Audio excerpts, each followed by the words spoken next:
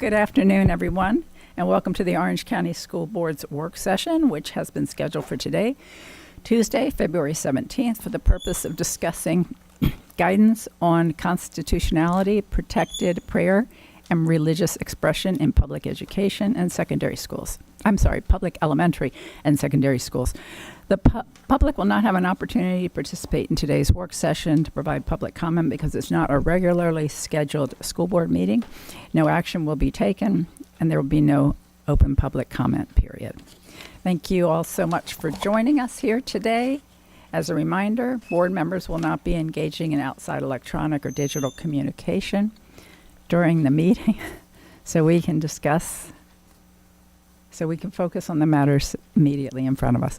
To my fellow board members, district staff, when speaking, please make sure your microphone is turned on and speak directly into it so our YouTube and Orange TV viewers can hear you clearly. We will now pause for a moment of silence, followed by the Pledge of Allegiance.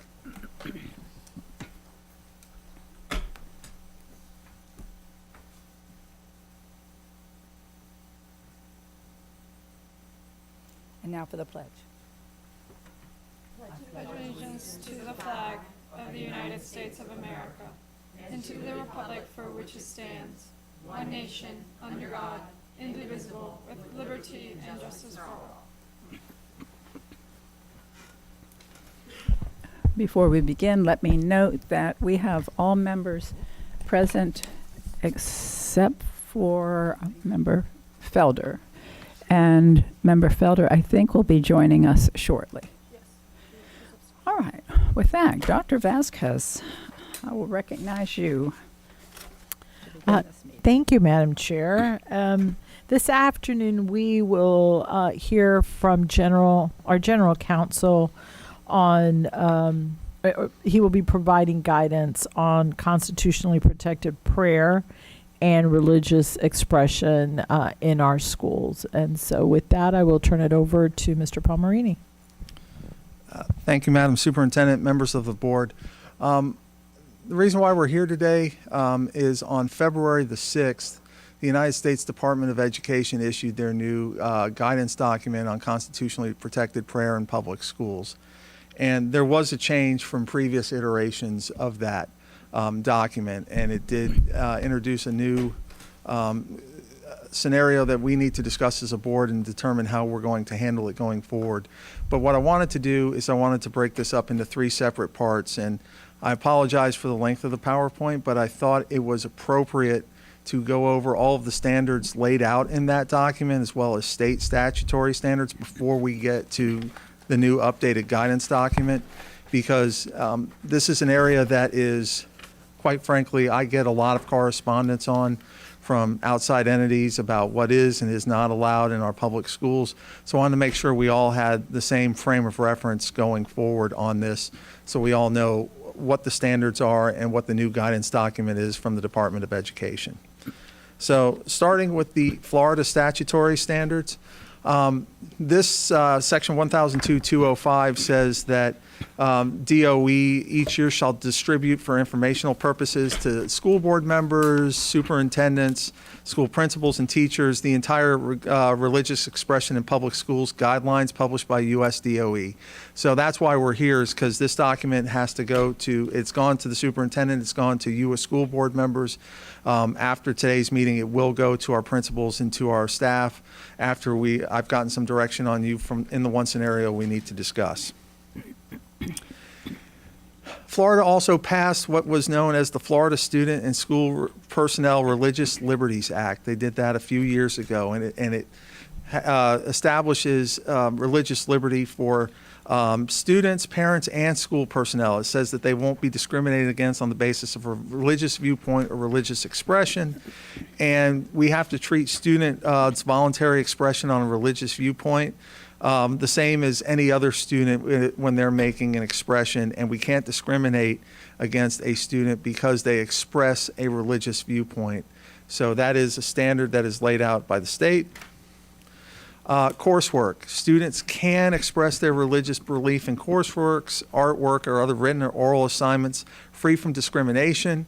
The standard here that you all need to be aware of is you have to be able, the student's expression has to correspond to the content and the material that's being taught. So I give the quintessential example that I give is if we are doing a unit in biology class on evolution and a student does not reflect the standards that have been taught and instead says that, hey, I believe in creation and I don't believe in evolution, that would be not protected because the student has to reflect the material that's been taught. But otherwise, in poems, if they want to say who's a person that inspired you the most, and if the teacher says, or if the student says that's Jesus Christ, right? That is protected. The student should be graded on his or her expression, what they write, in the same manner as any other student saying the person who inspires me the most was Derek Jeter, my favorite baseball player. Those have to be treated the same. You would grade the essay based upon content. You would grade it based upon grammar, all of the traditional things that you would do. But the one place where the student has to reflect the standards, especially is in a biology unit with respect to evolution versus creationism. That's the one area where points can be taken off. A student may also wear clothing, accessories, and jewelry that display a religious message or symbol in the same manner as secular types of clothing, meaning if a kid wants to wear a shirt that says, Jesus is my Lord and Savior, that is protected in the same way that a kid wearing a New York Yankees shirt would be protected. Can we Yes. Can we go back? I'm sorry. I saw the perplexed look. I know. I'm like, okay. Okay. So hold on. There's I'm sorry. Okay. So there's a part of our academic standards that relates to evolution. And the student doesn't believe in evolution. Then what is it they can say and can't say? I don't. So the student would have to say the standards that have been taught with respect to evolution in the class, they would have to reflect those standards back. They could not, if they're saying what is the evolutionary process, how does it work? They would have to reflect what has been taught in our class rather than saying, I don't believe in evolution based upon my sincerely held religious beliefs, I believe in creation. That can be taken off because it's not responsive to the standards that are being tested and being discussed within the class. When you say it can be taken off, so I'm struggling with the fact that regardless of how I feel about evolution, I do think our students and everyone has the right to have a different belief about evolution. So it sounds like they're being penalized, but I think I'm misunderstanding what you're saying. So we're not penalizing you because you would have the belief in creation versus evolution. Right. If what's being tested or what's being assessed in the biology class is the evolutionary theory, and you are supposed to reflect your knowledge of the evolutionary theory as is being taught in class, if you do not reflect your knowledge by saying, I don't believe in it, I believe in creation, we can take points off for that because that's not fitting within the standards that are being taught within the class. Okay, so I've got a test and I've got A, B, C, and D, Mm-hmm. and I have to pick the letter that corresponds with what's being taught. Yes. Okay. Or if, it says, or if it's an essay question and describe the evolutionary process of pick your animal here, right? And the student, instead of describing the evolutionary process of that animal, describes, I don't believe in that, I believe in creation. That's not reflecting the material that had been taught in class.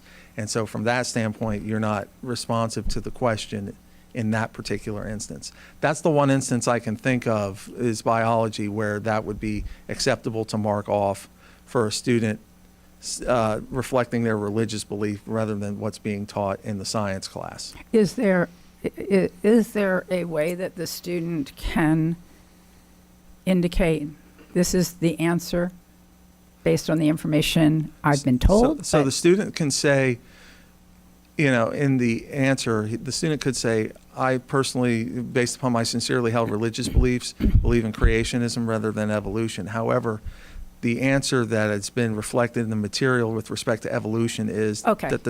And so Okay. as long as they reflect whatever the evolutionary standards That's were, fine. they That- would get credit for the But answer. it'll be clear to the student that they do not have to profess to believe something that they don't believe, but they do have to acknowledge the information they've been given and be able to give an answer consistent that this is what I've been taught, albeit I don't believe it.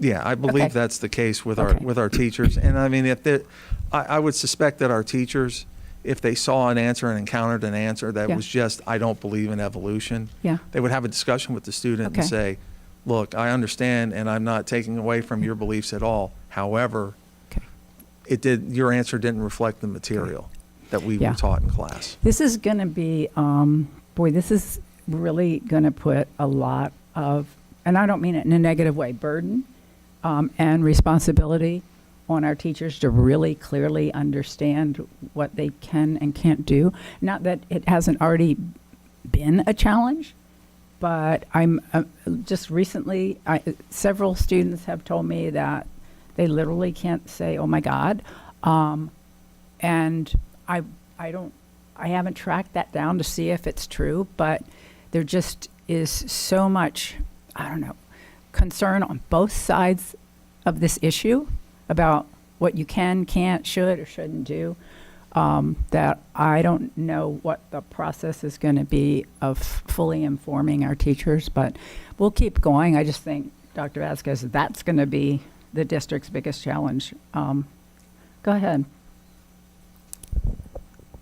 So not recently, but in the past, we have had work sessions, I think they were referred to as Legal 101, where those were primarily targeted for our administrators. But we certainly can hold sessions or put out information for teachers to be able to hear it and then give them an opportunity if they have questions, because I do agree this is going to I think create some anxiety, but more importantly, they want to be able to understand what they can and can't do and allow. And I'm sitting here, and for me to be stumbling and struggling with this, and you wouldn't, probably the rest of the board would be surprised right now that I'm kind of gagging how I interpreted it, and it had less to do, honestly, with religion, although I have my own strong beliefs on religion, and it had more to do with the rights of students to believe what they believe and not feel like they have to leave their beliefs at the doorstep, because that's not what our country's all about. So thank you for clarifying that for me. Thank you. And I do plan, it's a part of the reason in doing this in the manner in which we're doing it. I wanted to have the standards laid out here in a public meeting. The PowerPoint's going to be available, so it'll have the standards there. So any teacher who's concerned can obviously look at that. I plan on putting out a memorandum after we're all said and done here that lays through these standards that we send to our principals, that we'll ask our principals to forward on to our teaching staff so they know the rules of the road as well. And I actually just sat through a meeting last week with Deputy Superintendent Martinez and his staff about planning for training over the summer with respect to legal issues for our principals and assistant principals. This is always an area of inquiry that our folks have. I've done this training on religious issues in public schools numerous times during those legal trainings, so I think it's time to dust it off again, especially in light of this new guidance.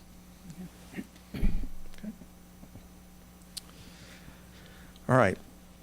So subsection 4 of the statute, a student may pray or engage in religious activities or religious expression before, during, and after the school day in the same manner and the same extent that a student may engage in secular activities or expression.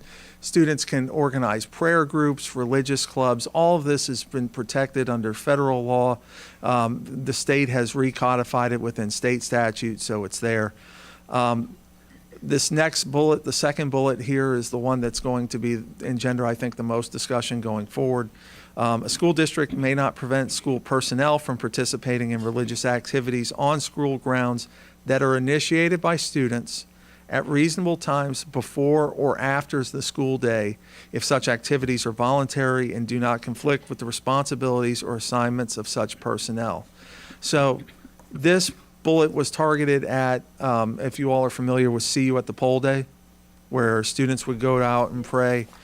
In the past, because school districts, not just ours, all over the country, were concerned with seeing a teacher praying with students before and after. They believed a reasonable observer could think that the public would attribute the prayer to the school and the school district, and so it would be a violation of the Establishment Clause of the Constitution.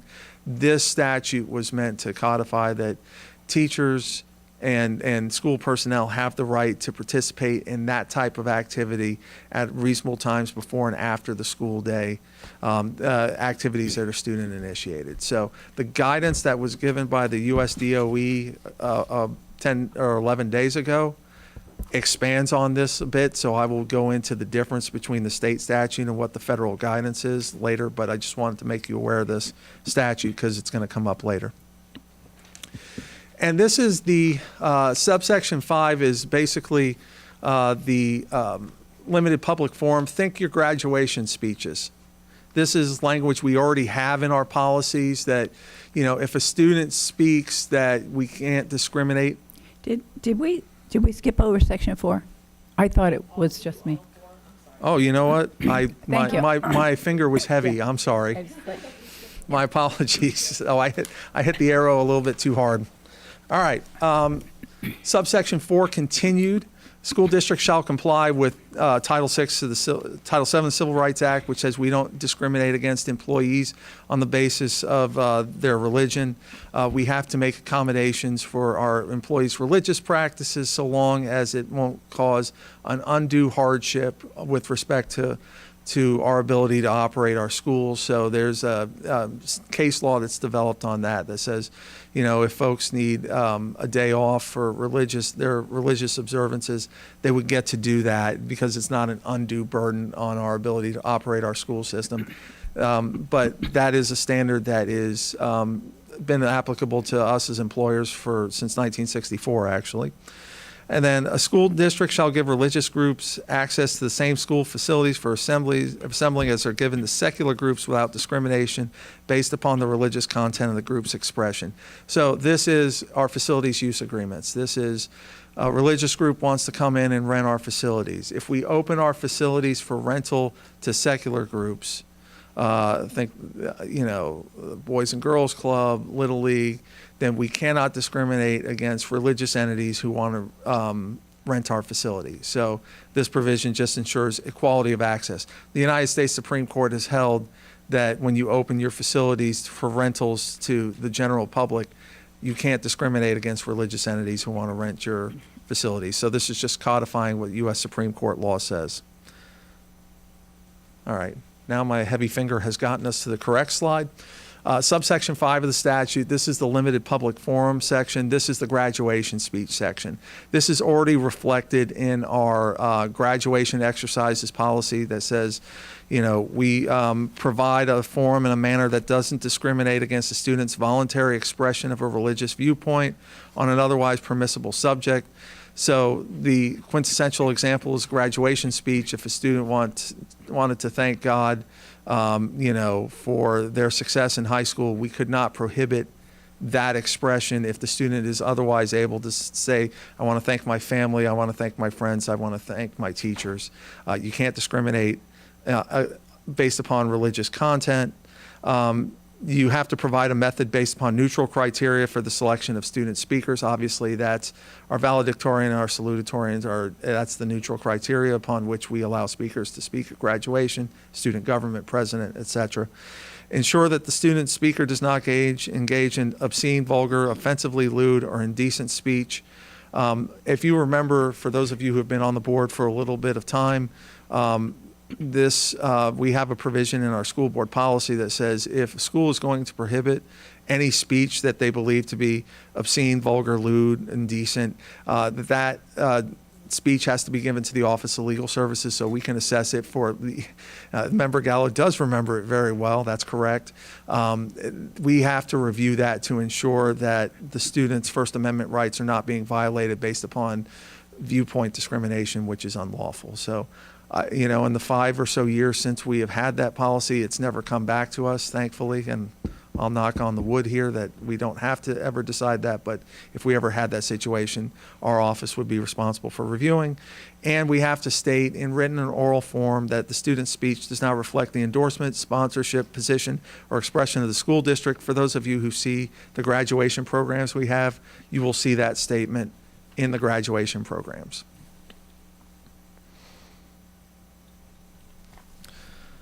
Subsection 6 of the Florida statute is the Department of Education shall develop a model policy regarding the limited public forum. If you all remember last year, we were informed by the state that we had not adopted the policy, and we're like, that's correct, we haven't. That was clearly should have been done, and this board adopted that policy on April 22nd of last year. And if you remember, that's the policy that is promulgated by the state, and the statute says each district school board shall adopt and implement the department's model policy. So we had to adopt the policy as is, and the policy is essentially a restatement of the statutory language. All right. So we have just gotten through the Florida standards, and now we're going into federal cases. And I go through some of these federal cases because a lot of these cases, in fact, the vast majority that I'm getting ready to go through are referenced in the USDOE's new constitutional guidance that they've put out. So I wanted you to understand what the cases say and what they are as we discuss that further. My assistant and I got creative, so we decided to put the First Amendment in the Old English text. So Congress shall make no law respecting the establishment of religion or prohibiting the free exercise thereof or abridging the freedom of speech. Any of these religious issues generally are going to be talked about in the context of prohibiting the free exercise of religion and abridging the freedom of speech. And you'll see that over and over again in the cases as we discuss it. We have to be neutral in the treatment of religion, showing neither favoritism towards nor hostility against religious expression. That's United States Supreme Court case of Good News Club versus Milford Central District. For the guarantee of neutrality is respected, not offended, when the government, following neutral criteria and even-handed policies, extends benefits to recipients whose ideologies and viewpoints, including religious ones, are broad and diverse. So if we are going to allow certain amounts of certain speech on campus that's not religious, we can't prohibit speech on campus that is religious. We have to be neutral towards both of those types of speech. You all are familiar with the Tinker versus Des Moines case from 1968. That case says students and employees don't shed their constitutional rights to freedom of speech or expression at the schoolhouse gate. And then the other case, the Santa Fe independent case from 2000, nothing in the Constitution as interpreted by this court prohibits any public school student from voluntarily praying at any time before, during, or after the school day. The Florida statute mirrors the language from this Santa Fe case. So examples of protected student speech. We talked about see you at the poll, right? So that would be protected. Students reading the Bible during independent reading. Students praying during moments of silence or before or at lunch. Students can pray before or after sporting events. Again, students can reference religion in their assignments, subject to the one caveat we had about reflecting the material that has been taught. So there are some limits. The Santa Fe case was a case in which the school district adopted a policy to allow students to vote on whether to have a prayer before football games, and it would be over the loudspeaker at the football stadium. And if they so elected, they would elect a student council chaplain to deliver the prayer. So the Supreme Court considered this case and said the school board's policy and the pregame prayer were an unconstitutional endorsement of religion by the school board. It said, the Supreme Court wrote, in this context, the members of the listening audience must perceive the pregame message as the public expression of the views of the majority of the student body delivered with the approval of the school administration. regardless of the listener's support for or objection to the message, an objective Santa Fe High School student will unquestionably perceive the inevitable pregame prayer as stamped with her school's seal of approval. So the court has been very specific that we cannot have prayer pursuant to an official school board policy over the loudspeaker at public events such as football games. It would apply like plays or other similar types of events like that. Student performances can have a religious component so long as religion does not predominate. So when I first started dealing with this, I would get questions where 12 out of the 15 songs at a winter holiday concert had a religious component, and would that be acceptable? And so what we said is you can't have it predominate. So if we said half of the songs, let's say you had 14 songs, if 7 of them were religiously based and the other 7 were not, that's not predomination. So that's how we've dealt with this. And we also allow students who have sincerely held religious beliefs that would be offended by participating in the concert with religious songs to basically voice that objection and get alternative assignments. So like many chorus classes have participation in the winter concert as a component of their grade. So if a student said, that conflicts with my sincerely held religious belief to sing those songs, we would have to provide an alternative assignment so the student could get graded. So that's the contours of the student First Amendment rights. And now we're going into the employee First Amendment rights. And the first part of it was school prayer, as led by the principal, the teachers, some sort of adult employee. So back in 1962, the Supreme Court had the Engel versus Vitale case, and the district was required the principal to recite that prayer, Almighty God, we acknowledge our dependence upon thee. And so he had to recite that prayer, as we've stated here, before school every day. And students sued saying that would be government establishment of religion. And so this was the first time the court had addressed this. Okay, good. My fat fingers did not advance it too far. This is the first time the Supreme Court had really delved into this topic. So they went in and they started by looking at the history. And they talked about the very practice of establishing governmentally composed prayers for religious services was one of the reasons which caused many of our early colonists to leave England and seek religious freedom. If you remember, England had an official church, the Anglican Church, and many of the first settlers who came over here from England wanted to have religious freedom. So that was one of the things our First Amendment was designed to protect against, the establishment of an official religious practice by a government entity. So after the discussion of the history, the Supreme Court said, look, the First Amendment was added to stand as a guarantee that neither the power nor the prestige of the federal government would be used to control, support, or influence the kind of prayers the American people can say, that the people's religion must not be subjected to the pressures of government for change each time a new political administration is elected to office.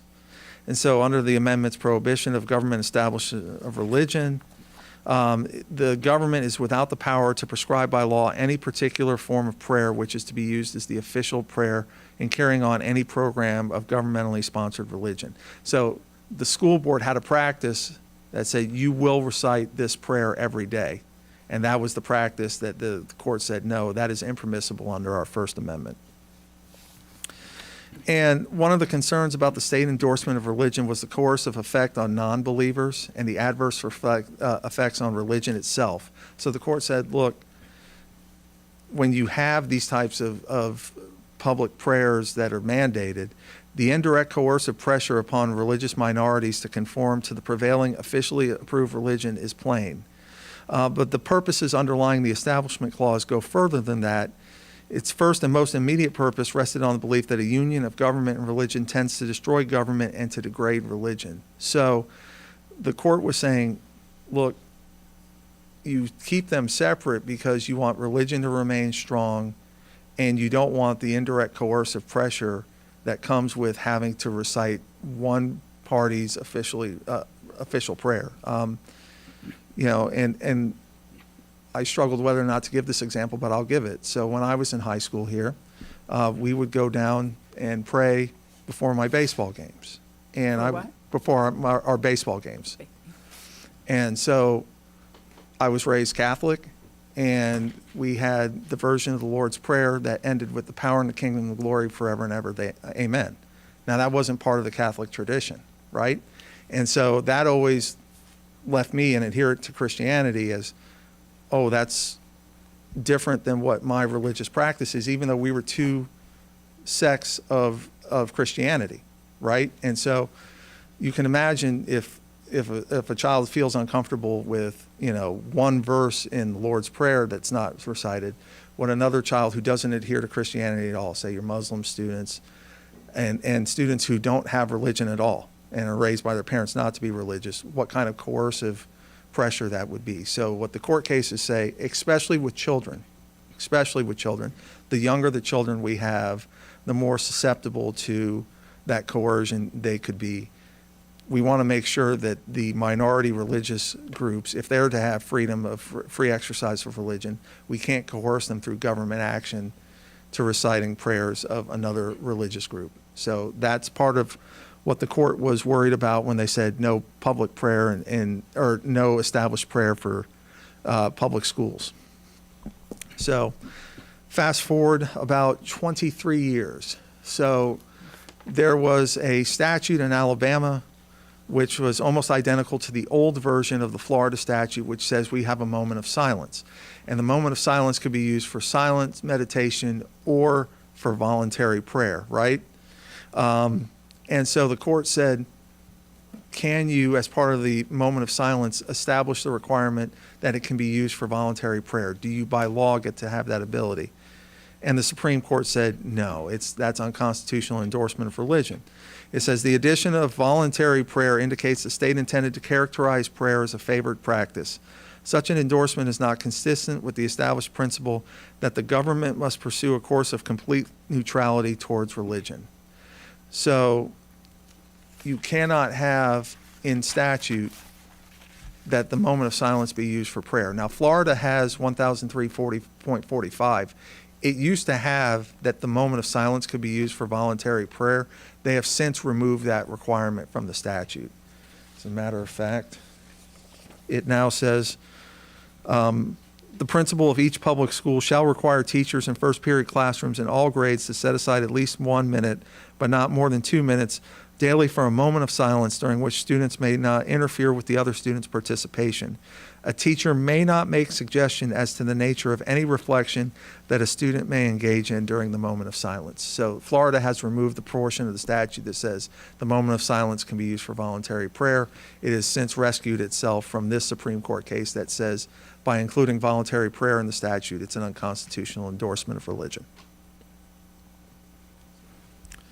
Can we stop here for a second? Yes, ma'am. On occasion, when we have just recognized an employee that has passed away, I know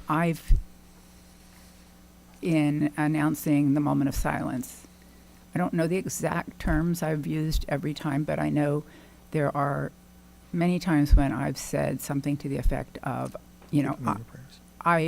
what I will do that, I will keep the families, I don't know if I use the term prayer or not, but very clearly communicating that this is how I'm going to spend my time. I don't think I've told everybody else how to spend their time. So Are we okay, or do I Yeah, need- no, Okay. you are perfectly okay doing that. As a matter of fact, there are different rules for public schools than there are for town meetings. There's a case called the Town of Greece versus Galloway, which says starting government meetings with prayer is part of the nation's history and tradition, and therefore it's not violative of the First Amendment. So by you merely mention that I'm keeping an employee's family in my prayers, that is in no way violative of any constitutional provision. And trust me, had there been an issue, I would have I already was thinking communicated. you would have come Yeah. across the dais and No, gagged me, but no. But no, I would have communicated. but I if thought, there was okay, an you've issue. been respectful, but you still would have told me before I got out of the building. Yeah, no, Thank you. Okay. that is 100% acceptable under the Okay. law. Okay. Member Douglas. Bobby. Good afternoon. Okay. Good afternoon. Sorry, I'm talking too much. I have to I hydrate. am not very clear on the moment of silence for the school. Can you please again reiterate what you just said? Because I'm not very clear. Can they do it? Oh, okay. So a student or a teacher may use that moment of silence at the beginning of every day. If they would like to pray silently to themselves, they are more than welcome to do that. Okay. That what the statute is saying and what the courts are saying is you cannot suggest, the state by adoption of a statute can't suggest that the moment of silence be utilized for prayer. But they can adopt a moment of silence and then leave up to each individual in the room how they choose to use it. Perfect. You know, some folks could meditate for the minute, some folks could recite the Lord's Prayer to themselves silently during that minute, all of which is permissible. It just can't, the state can't by statute Yeah. suggest using it for prayer. Okay. Thank you so much. Yes, ma'am. Okay. All right. So this is a case that wasn't discussed by the USDOE in its more recent guidance, but it is a case that is directly applicable to all of our employees because it comes out of the 11th Circuit, and I think we need to discuss this one. So Holloman versus Harlan was from 2004. We had a teacher who opened every school day by asking if any of the students had prayer requests. She would begin the moment of silence with "Let us pray" and end it with "Amen."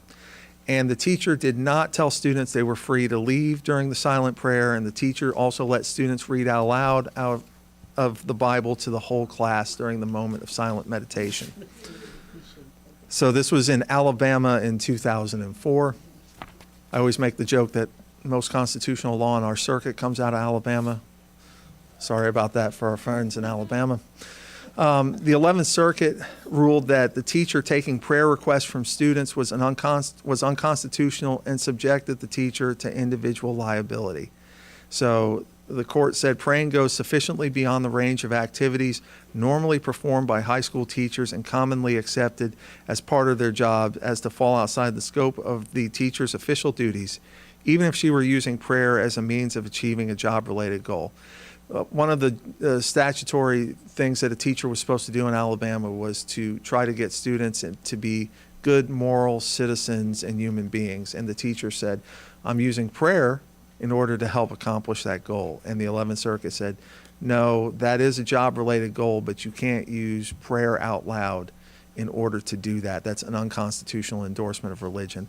And I always train our teachers with respect to this because not only was the school district held liable here, the teacher and the principal who allowed it were also sued individually, and the court said they were also subject to individual liability as well.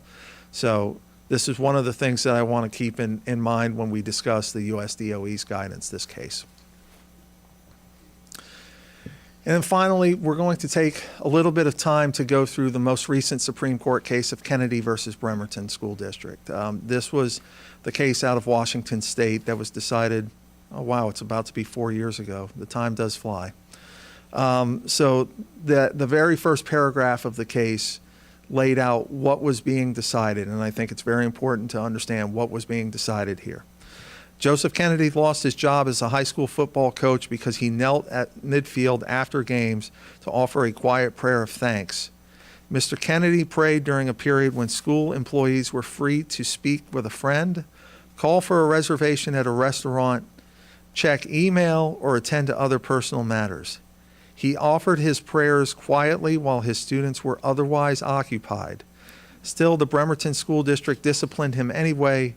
It did so because it thought anything less could lead a reasonable observer to conclude mistakenly that it endorsed Mr. Kennedy's religious beliefs. That reasoning was misguided. So the key things that we need to pick up here is he was doing it at a time when he was allowed, others were attending to personal matters, checking their phones for scores, making a reservation at a restaurant. And he was doing it while the students were otherwise unoccupied, meaning he wasn't having students pray with him. Okay, that was what was decided in this case.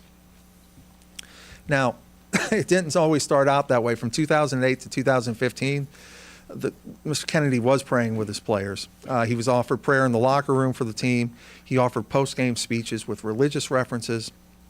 Several players asked to join him during the prayer, and he's like, "This is a free country. You can do what you want." Now, Mr. Kennedy did say he never told students they had to join his post-game prayers at midfield, and the school district apparently didn't know about it for 7 years, but they found out in 2015, and they requested that he stop the locker room prayer and then stop the post-game remarks that had religious references, and Mr. Kennedy did so. Mr. Kennedy said, despite the fact that I'm doing that, he sent a letter to the school district through his counsel that says he had a sincerely held religious belief that compelled him to offer a post-game prayer at midfield as thanks. And so he emphasized that he wanted to wait until the game was over and the players had left the field and then walk to midfield to say a short, private, personal prayer. And he told everyone it would be acceptable for him to pray when the kids went away from him, right? So the court says, this is what he told the school district. The court says the school district responded that instead of accommodating Mr. Kennedy's request to offer a brief prayer on the field while students were busy with other activities, whether heading to the locker room, boarding a bus, or perhaps singing the school fight song, the district issued an ultimatum. It forbade him from engaging in any overt actions that could appear to a reasonable observer to endorse prayer while he was being paid, while he's on duty as a district paid coach. And the district did so because they thought that would be a violation of the Establishment Clause for him to be praying while he was on duty. So 3 separate games, he offers the prayer at midfield. In the first instance, he offers the prayer, but players from the other team came to join, and members of the community came to join him while he was doing the prayer. On October the 23rd, after the game, he kneeled to pray on the 50-yard line with nobody joining him. And then on October 26th, Kennedy prayed alone. While he was praying, other adults gathered with him on the field, not students in that instance. So the district then put out a Q&A document to their public because by this time this was a media frenzy surrounding this. It was on the news all the time. So the district wanted to let the public know what they were doing and what wasn't happening. So during their Q&A, the district admitted that it possessed no evidence that students had been directly coerced to pray with Kennedy. The Q&A acknowledged that Mr. Kennedy had complied with the district's instructions to refrain from his prior practices of leading the pregame prayer with players and the leading players in a post-game prayer immediately following the games. But the district said we can't allow him to engage in this public religious display or else the district would be violating the Establishment Clause. The court said that the district burdened Kennedy's First Amendment right to free exercise of his religion when it did not renew his coaching contract based upon his personal prayer. So the court says, look, a plaintiff may carry his burden of proving a free exercise violation in various ways, including that a government entity has burdened his sincere religious practice pursuant to a policy that is not neutral or generally applicable. Should a plaintiff make that showing, the court will find a First Amendment violation unless the government can satisfy strict scrutiny, demonstrating that it had a compelling state interest and that it was had narrowly tailored means to meet that compelling state interest. So in this case, the court was essentially saying that the practice of the school district was not neutral because it allowed coaches to talk with other people, to make look on the phone for sports scores, to make reservations at restaurants, and that was perfectly permissible. But because Coach Kennedy used his free time to pray, he was penalized, where the other coaches who were doing the other things like making the reservations and checking the scores, they were not penalized, even though they were ostensibly on duty and they were all supposed to be monitoring the kids on the field after the game. So he was treated unequally because of his religious practice. Now, I'm going to go through 3 separate provisions of the opinion because the court was very clear that Mr. Kennedy was disciplined because he was praying quietly to himself. It was a personal prayer. It was not because he was praying with students or allowed to pray with students. So Mr. Kennedy was giving thanks through prayer briefly and by himself on the playing field at the conclusion of each game. He had indicated he was willing to wait until the game is over and the players have left the field to walk to midfield to say his short, private, personal prayer. And the court said the district disciplined him only for his decision to persist in praying quietly without his players after 3 games in October of 2015. So they were making it very clear that it was praying quietly without players. Again, that Mr. Kennedy offered his players when students were engaged in other activities like singing the school fight song further suggests that those prayers were not delivered as an address to the team, but instead in his capacity as a private citizen. So the fact that he was once again praying without his players was an important factor in the court's decision.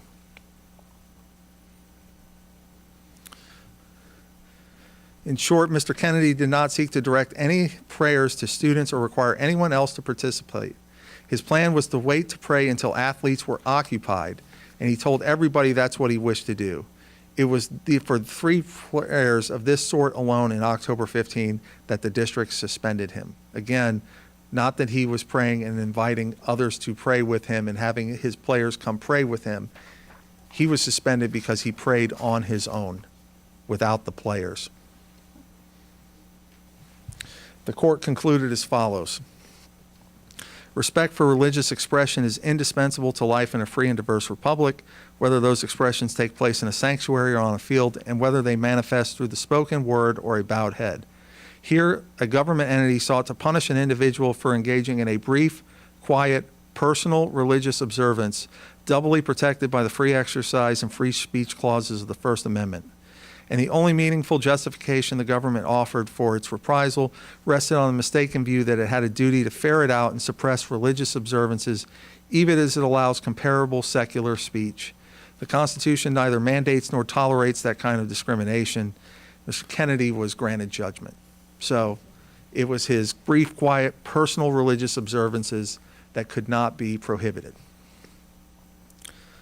So those are the cases that lead us to the updated guidance on constitutionally protected prayer in public schools.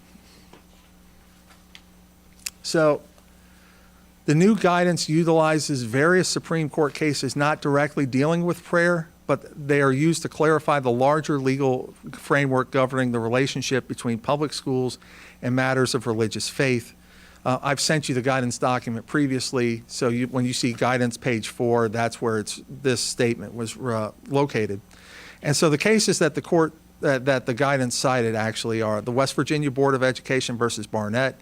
That's the case that said allowing parents to opt their children out of recitation of the Pledge of Allegiance based upon their religious beliefs. So Jehovah's Witnesses, as part of their sincerely held religious beliefs, do not allow their children to pledge allegiance to a symbol like the flag. So the court said you can't burden their religious exercise by forcing them to stand and recite the pledge. We have Wisconsin versus Yoder, allowing Amish parents to opt their children out of compulsory education laws based upon their religious practices and their students' attendance after 8th grade, so they can go work at the family home and on the family farms. And then we have the recently decided Mahmoud v. Taylor that was decided last year by the Supreme Court, saying requiring parents the ability to opt out of certain curricular instruction. In this case, the Montgomery County, Maryland School District had curriculum that included LGBTQ storybooks, and the court said that parents needed to be given the ability to opt out of that curricular instruction based upon their sincerely held religious beliefs. So the U.S. DOE's guidance says we've taken all of these cases into account to account for the parents' rights with respect to how their children are educated and their ability to direct their children's education. Okay. So the guidance then goes into specific scenarios. Private religious expression by students. Again, this codifies Supreme Court case law. It matches up with the Florida statutes that public school students can pray privately and quietly to themselves, whether in class, at an athletic event, before a meal. Students may also pray in a speaking voice on the same terms as other students might engage in non-religious speech, but schools need not allow students to pray in ways that violate ordinary class rules and interrupt class instruction. So if a student wants to pray out loud before class begins, perfectly permissible. If they are praying out loud in a way that interrupts the teacher from teaching class, the school can, in fact, prohibit such practice. Religious expression in student groups. Student prayer might also occur in student groups. Public school officials must permit student prayer and support the student groups on the same terms as it supports non-religious groups. Schools should not prefer secular student groups to religious student groups or discriminate among religious groups of different faiths. So this provision sort of mirrors in fact, it does mirror the Equal Access Act that says if we allow student clubs in secondary schools, i.e. middle and high schools, then we have to allow religiously based clubs, and we can't discriminate on the basis on the fact that they are religious to not allow them. So it used to be called Campus Crusade for Christ. Now I think it's called Cru. You see those clubs at many of our schools. The Equal Access Act says those students have just as much right to have a club as any secular student group does. Religious expression at school events. Public schools may not sponsor, organize compulsory prayer at official events such as ceremonies, assemblies, graduation, or sporting events. No person, student, teacher, or otherwise may deliver such prayers on behalf of the school or in such a way that attendance at the prayer is mandatory. However, public schools must permit the participants in such event, including teachers, other school officials, and employees, the individual right to engage in prayer and to join one another in such prayer, provided that they do not thereby coerce participation or speak on behalf of the school as an institution. So this generally aligns with the Florida statute, but this is where I remind that the Florida statute, especially as it relates to employees, says that their participation is before or after the school day if such activities are voluntary and do not conflict with responsibilities or assignments of such personnel. I get a little bit more leery of when they are supposed to be supervising students of allowing them to do that. Now, the Coach Kennedy case said, based upon the facts of that case, there was times after the game where they were engaged in their own personal activities. But during assemblies, graduations, sporting events, when those are going on, generally our employees are there to supervise students. So this is part of what I'm going to be seeking the board's guidance on. And Okay. And yes, Member Gallo I'm has sorry. a comment or question?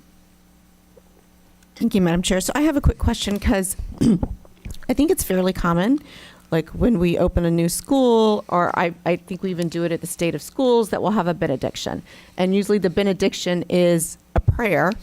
And we do it at schools during school time, like if that's when we're cutting the ribbon or whatever. So I'm trying to understand how that would be permissible So under these guidelines. State of the schools is different. So I will tell you, and I think I copied you all in this email. We got a letter from the Freedom from Religion Foundation complaining about the prayer at the beginning of the state of the schools, and to which I responded back, that is a publicly noticed meeting of the school board where all the members are present, and under the Town of Greece versus Galloway case, we are expressly allowed to open those types of meetings with a prayer. So that state of schools set that. Any meeting where you all are meeting as a public entity, I have no problem with that. If we're, and I have not been to school openings, and that's something I should do. However, if we're offering prayers there, that might be something I want to take a little bit closer look at, especially if we have children present. And I don't know that we do or not. We did it at Eastlake, but that was many, back 2005. Because when we cut the ribbon for Eastlake, we did do a benediction. Okay. I was just curious, and not that I have a problem with the benediction. I've just always wondered, like, because there have been in the past, and my kids are older, so I'm certain that it's not something we do now, that we did do a benediction. Yeah. It was never an issue, but I was just curious how it fell into these guidelines. Thank you. Yeah, that would have been something I would have taken a deeper look at had we still had that practice. Okay. John? Yes, ma'am. One of the things you're going to want to take the board's pulse on is the issue of whether or not the employee engages in their freedom of speech when it comes to religion during school hours, before or after, if kids are present, along those lines. Yes. Okay. That's absolutely something I'm going Okay. to be taking the board's pulse on. You'll see It'll be very clear when Oh, I get to that bullet. You'll summarize? Oh, what yeah, you- no, okay. and it'll be very clear what I'm going to be asking you Okay. to do, so. I'm back to my 5th grade. I couldn't read fast enough to get to the questions at the end, so I'd read the questions at the end and then try to find the answers as I read. So I'm just, I got you. What's the question? Thank you. I have a question. Yes, ma'am. I think I did remember when we went to Lake Nona for the event, there was a chaplain who prayed. I think he prayed right before we had breakfast or something. Yeah, State of the Schools? Was that? No, that was not the city of the school. I don't think it was. When we went the first time, when it was opening. Yeah, is that allowed? Yeah, Can no, we do that? State of the Schools, because, like I said, because you all were, I don't know if we it was publicly stated. noticed that meeting because multiple of you all were there. Okay. And there's a specific Supreme Court case that says, Town of Greece versus Galloway, that says you can open public meetings with a prayer and that does not offend the First Amendment because we have a long tradition of doing so in public meetings dating back to the founding of the country. So Okay. that, yeah, So that can, that is permissible, yeah. okay. And As long it- as we are all there and. Yes. Okay. Yes. Okay. Comment or question from Member Felder? Thank you, Chair. I just have a question. You may have mentioned it, but at all of our football games, I've noticed, maybe not all of them, but a great majority of them, the football players, usually at the end of the game, they all on the field praying. Now, is that okay because it's now the activity is over? Because, I mean, I see it all the time. So, and so now I'm going to go back to a little bit of history here. In 2014, we got a letter from the Freedom from Religion Foundation with regard to the prayers at Apopka High School, where coaches were leading their football players in prayer. And that, at that point, that was clearly something that the law did not permit. So what we said is coaches should not be leading or participating in that prayer, but students, if they wanted to gather themselves at the 50-yard line and pray amongst themselves, perfectly legally permissible. All the Supreme Court cases say students, in either by themselves or as a group, can pray before, after the school day, sporting events, before sporting events, and after sporting events. No constitutional issue there. The constitutional issue would have been had the coaches been leading the prayer. Okay, so I've gone to some games, and I don't remember whether or not the coach actually led the prayer, but I do know the coaches at the end of the game, my schools, it's other schools, they go to the goal line, whether they won or lost. And even schools at some of the state competitions, I've seen them. I don't know, I didn't hear whether or not the coach led it, but I do know the children, the football players, they were in prayer, but they were at the goal line. So you're saying that's okay? So That's last year. So let me break these out into three separate and distinct practices, Okay. right? Students praying by themselves, perfectly constitutionally permissible. Coaches as a group going to like right by the goalpost, praying amongst themselves voluntarily, just the coaches, perfectly constitutionally permissible. The practice of the coach leading the students in prayer, even under I believe the new guidance, that would be constitutionally problematic because that is them establishing religion for those students. And as I said earlier, I don't recall hearing any of the coaches actually leading it, but I do know they knelt down with them. And then I've also seen where there have been outside people, to come in with the students. But I can tell you that I've just known the students. I've seen them. But you're saying that's constitutionally okay. Because they're doing it. How are you going to stop them from doing it? We have given guidance in the past. I'll use an example. We had a couple schools, and Deputy Superintendent Martinez will remember this from his time in the high school office, where, again, our friends from the Freedom from Religion Foundation wrote us letters saying, hey, you have an outside chaplain or a team chaplain leading students in prayers, right? And we've had to go to those schools and say, you cannot have adults leading students in prayers. That is constitutionally impermissible. So to the extent that that's occurring, that would not be in alignment with the guidance we've given on what the law has been and what we believe the law continues to be.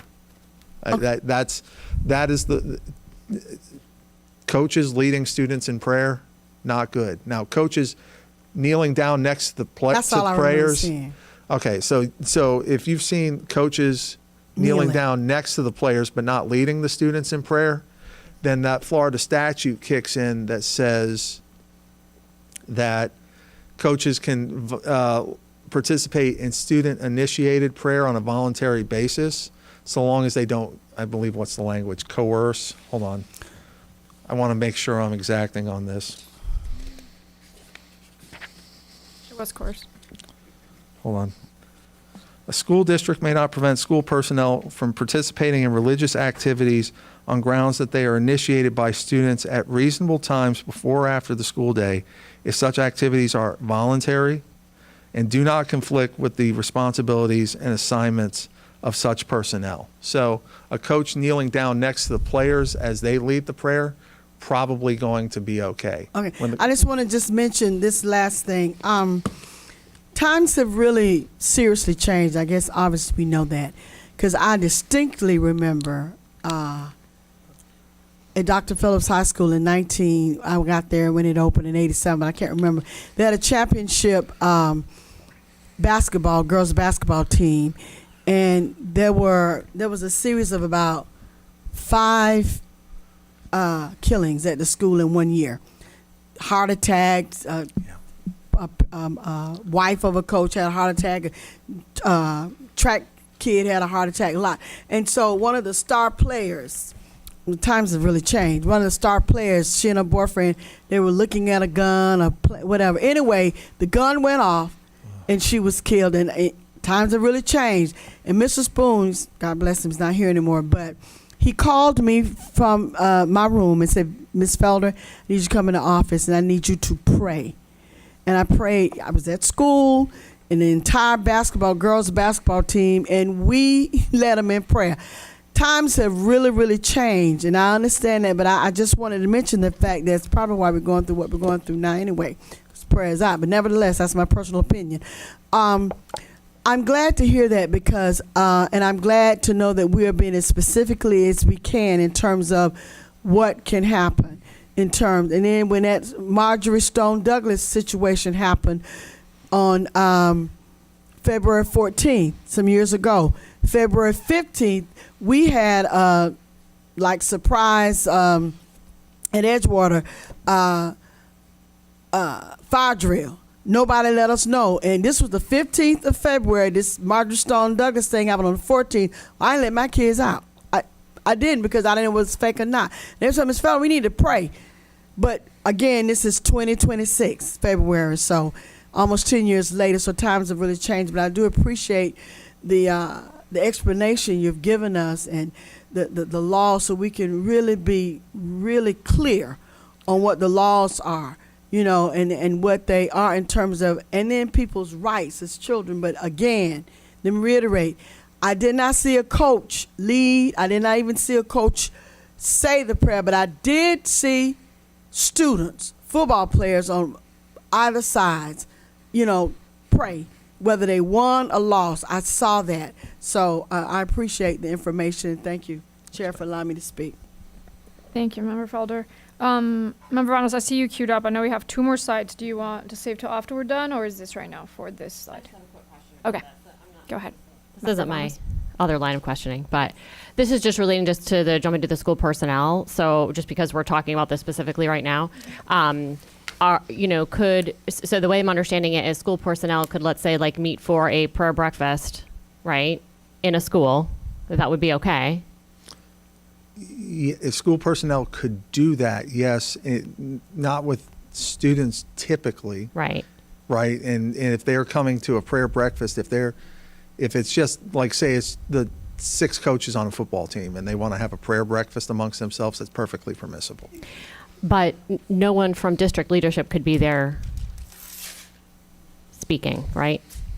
district leadership could be there in a voluntary capacity to do it. Now, so let me give you an example of maybe it's why it's not the greatest idea in the history of the world, right? I had a case probably 7 or 8 years ago now where a principal actually organized a prayer group at one of our schools, and he invited teachers and staff to come pray with him. And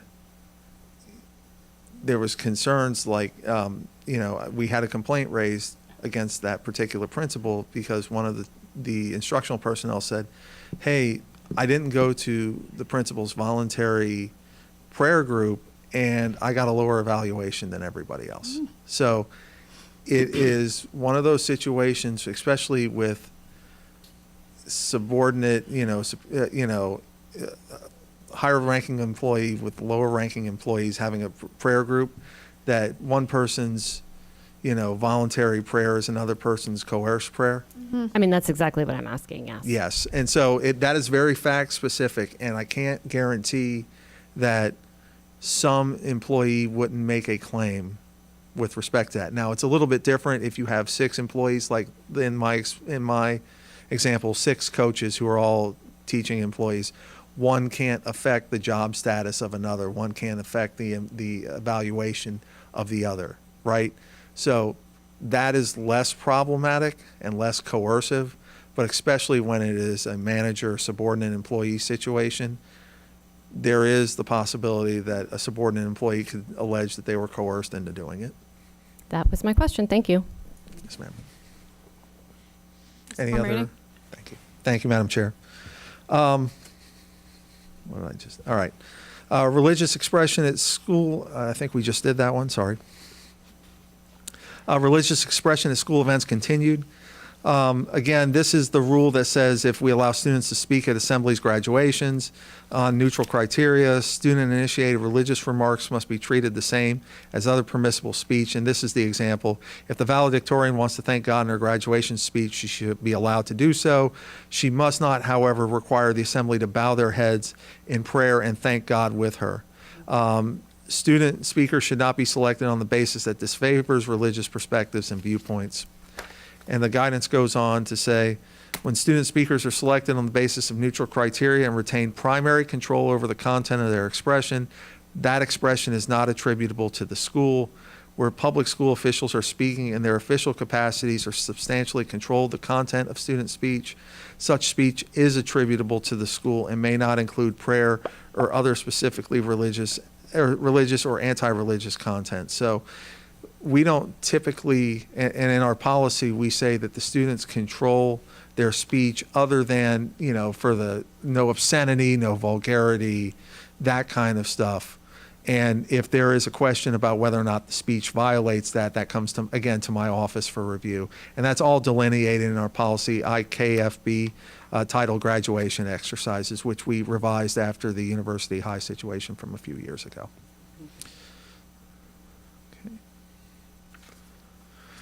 Religious expression and assignments. Public school teachers may not require students to pray or otherwise affirm religious beliefs as part of a classroom instruction or written or oral assignments, even if it is part of an otherwise secular lesson. And teachers must be allow students to discuss their religious beliefs in presentation, homework, exams, or other assignments free from discrimination based upon the student's perspective or lack thereof. Such home and classroom work should be judged by ordinary academic standards of substance and relevance and against other legitimate pedagogical concerns identified by the school. This is, again, the example of, does the answer on evolution reflect what's been taught as part of the evolution standards, right? If, for an example, a teacher's assignment involves writing a poem, the work of the student who submits a poem in the form of a prayer, for example, a psalm, should be judged on the basis of academic standards such as literary quality and neither penalized nor rewarded on account of its religious perspective. This again aligns with Florida's law with respect to classroom and homework assignments. And now is the one that I'm going to need guidance on. This is the change that has been made. Religious expression by public school employees. Public school teachers and other officials and employees do not forfeit their First Amendment rights at the schoolhouse gate and need not pray behind closed doors. They must be permitted to pray while at work on the same terms as students unless such prayer acts to coerce others into joining or affirming their prayer or functions as the official speech of the school as an institution. Visible personal prayer, even if there is voluntary student participation in such prayer, does not itself constitute coercion. But teachers and other school officials and employees should not deliver prayers on behalf of the school or in contexts that students cannot opt out of. For example, a teacher may bow her head and to say grace before lunch, and students may join her in grace, but she may not instruct her class to pray with her, pressure them to pray with her, or create an atmosphere in which students are favored if they pray with her. Teachers and other school officials and employees, like students, may also dress in accordance with their religious faith. The bolded and underlined statements here are definitely changes from previous guidance. It now allows teachers to pray, and if students voluntarily join them, it is not presumed under the guidance to be coercive in nature. However, this generally comports with the statute, but it does go beyond the Florida statute, and which states employees may participate in student-initiated prayer before and after the school day if such voluntary activities are voluntary and do not conflict with the responsibilities and assignments of personnel. So Florida statute says employees can participate with students before and after school. The guidance offered under this case, by USDOE now says employees can pray during the school day and students may voluntarily join them, and it's not necessarily coercive. Here's the thing I cannot guarantee, of course. It's not coercive until somebody alleges it to be Yes, coercive. exactly. Right? Yeah. And so I could see a situation, especially with younger children, that an employee voluntarily begins to pray before class. They shouldn't be doing it, in my view, during class, because we've hired them to be instructing during class rather than praying, right? But if they do it before class and students come up and begin to join them in the prayer, you know, it may be okay until a student's parent comes and says, hey, my kid felt coerced into doing it because they thought that their grade would depend on whether or not they prayed with the teacher.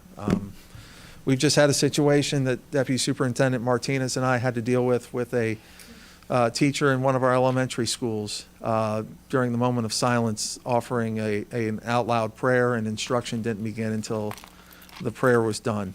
And we had to instruct the teacher to cease doing that because it was not an appropriate leading of prayer. In fact, it was inappropriate for her to state a prayer in front of the children and not permit anything to be done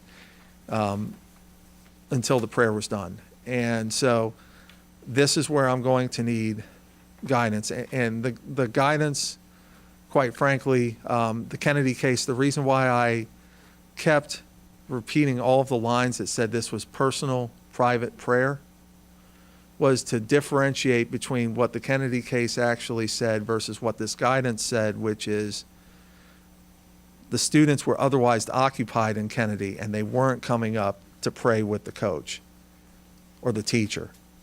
Under this guidance, teachers during the school day can begin praying, and students can come up and start praying with them. That is completely different, right? So I'm trying to figure out where to land on this and what to recommend to you, and I think I've landed here. And these are tough constitutional issues, and you know, these are always issues that engender public controversy. If a teacher wants to utilize the guidance that's been laid out here by the USDOE, that they pray and students can come up and pray with them as long as it's not coerced, I can't guarantee that somebody's not going to make a claim against them that it was in fact coerced, right? And so I can't guarantee you that if they were sued, that they would be able to get out of the claim by saying, oh, it was purely voluntary. That would be a purely fact-dependent determination by a court, right? And the other thing here is, if this is the teacher's personal prayer, by definition, it is not an action of them as a school district employee. So if they were to get sued under for their personal prayer, we as the school board wouldn't provide counsel for them because they would be acting in their own personal capacity rather than in their capacity as an employee, right? So I think where I want to land with the guidance that I give is, while you are free to follow the guidance that has been proffered here by the US DOE, we cannot guarantee that you will not get sued by a parent claiming that is coercive in nature. And because it is purely personal rather than your public employment, that we will not necessarily provide counsel for said practice. Now, that's what I need guidance from this board on. It is a very difficult circumstance. That's the best guidance I think I can give, but I'm certainly open to your comments and how we want to deal with this. But there is actually one last, can I do this one last slide? Yes. And then, yeah, okay. Discipline and harassment. Public schools are entitled to maintain ordinary discipline and are required to protect students from targeted harassment, even when the harassing student or students claim a religious basis for their actions. Schools should be careful, however, to distinguish general expressions of religiously grounded beliefs from targeted harassment, threats, or advocacy of unlawful physical violence towards individuals or groups which may create a hostile environment. Speech that reflects sincere religious belief and does not constitute targeted harassment, threats, or advocacy of unlawful physical violence, even if it offends, is typically protected speech. So the example here is, my opinion, your religious practices are horrible because of A, B, and C. That isn't targeted harassment necessarily. That isn't a threat. That isn't an advocacy of unlawful physical violence. So even though my statement that I think your religious practices are not correct and are not right, it's offensive to certain people to hear that, but it's not necessarily something that is actionable under the First Amendment. And I put the Code of Conduct Act of Hate language in here. If you all remember, we went through this. And our discussion about acts of hate was the First Amendment component of it, of course, which is, your statement about my religion may offend me greatly, but unless it is threats of harassment, threats of or battery, fighting, damage to property, if you remember the flag that we dealt with as part of that act of hate discussion. Unless it's that, generally speech is protected even if it's offensive. So that's the standard that's been laid out here. And now I am done, and I would love the board's guidance on. All right, let's start with Member Salamanca. All right. Okay, so help me understand why we're going beyond the before and after school. Like, why are we doing this during the workday? Like, why are we more expansive than what State and Kennedy are? This example, the one that I have up on the board here, has gone beyond the Kennedy example, in my view, because it is talking about Kennedy, again, was... Right, that's what I'm saying. Why? But your recommendation as we go into the school day. No, my recommendation is not that. What I'm telling you is the guidance would permit that, right? If I was looking at this on a pure, clean slate, I would adhere to Kennedy and the Florida statute full bore, right? And say, Kennedy was talking about a coach's voluntary, personal, private prayer after a school football game. Mm-hmm. And the Florida statute talks about participating in student-initiated prayer before and after the school day. Mm-hmm. And I would say, during the school day from bell to bell, you can have a personal private prayer on your own, but if you start praying and you start having kids come up and join you, Mm-hmm. I would not recommend that. I think that runs us into establishment clause problems, but for this guidance. Now, you could have a teacher that says, hey, this guidance has been promulgated by the U.S. Department of Education, and I'm entitled to follow it. Okay. Right? And so from that standpoint, if they are entitled to follow it under their argument, I think the best we can tell them is, to the extent you follow it, you're referring to, can you be explicit on what it is? to the extent you follow the guidance promulgated by the U.S. Department of Education, Which is this particular, which of the statutory from the beginning? I'm just trying to track which one. It's the during school part. it's the during school portion. If you adhere to that guidance that says you're allowed to do it, visible personal prayer, even if there is voluntary student participation in such prayer, does not itself constitute coercion.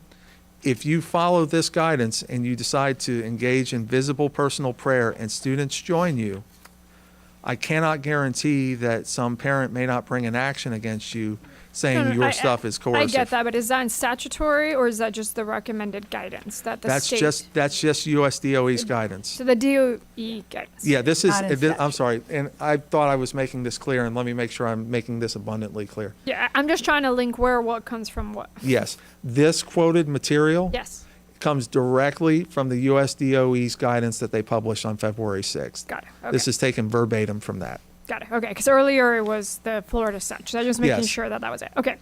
I mean, yes. So I respect an employee's ability to do this in their own time.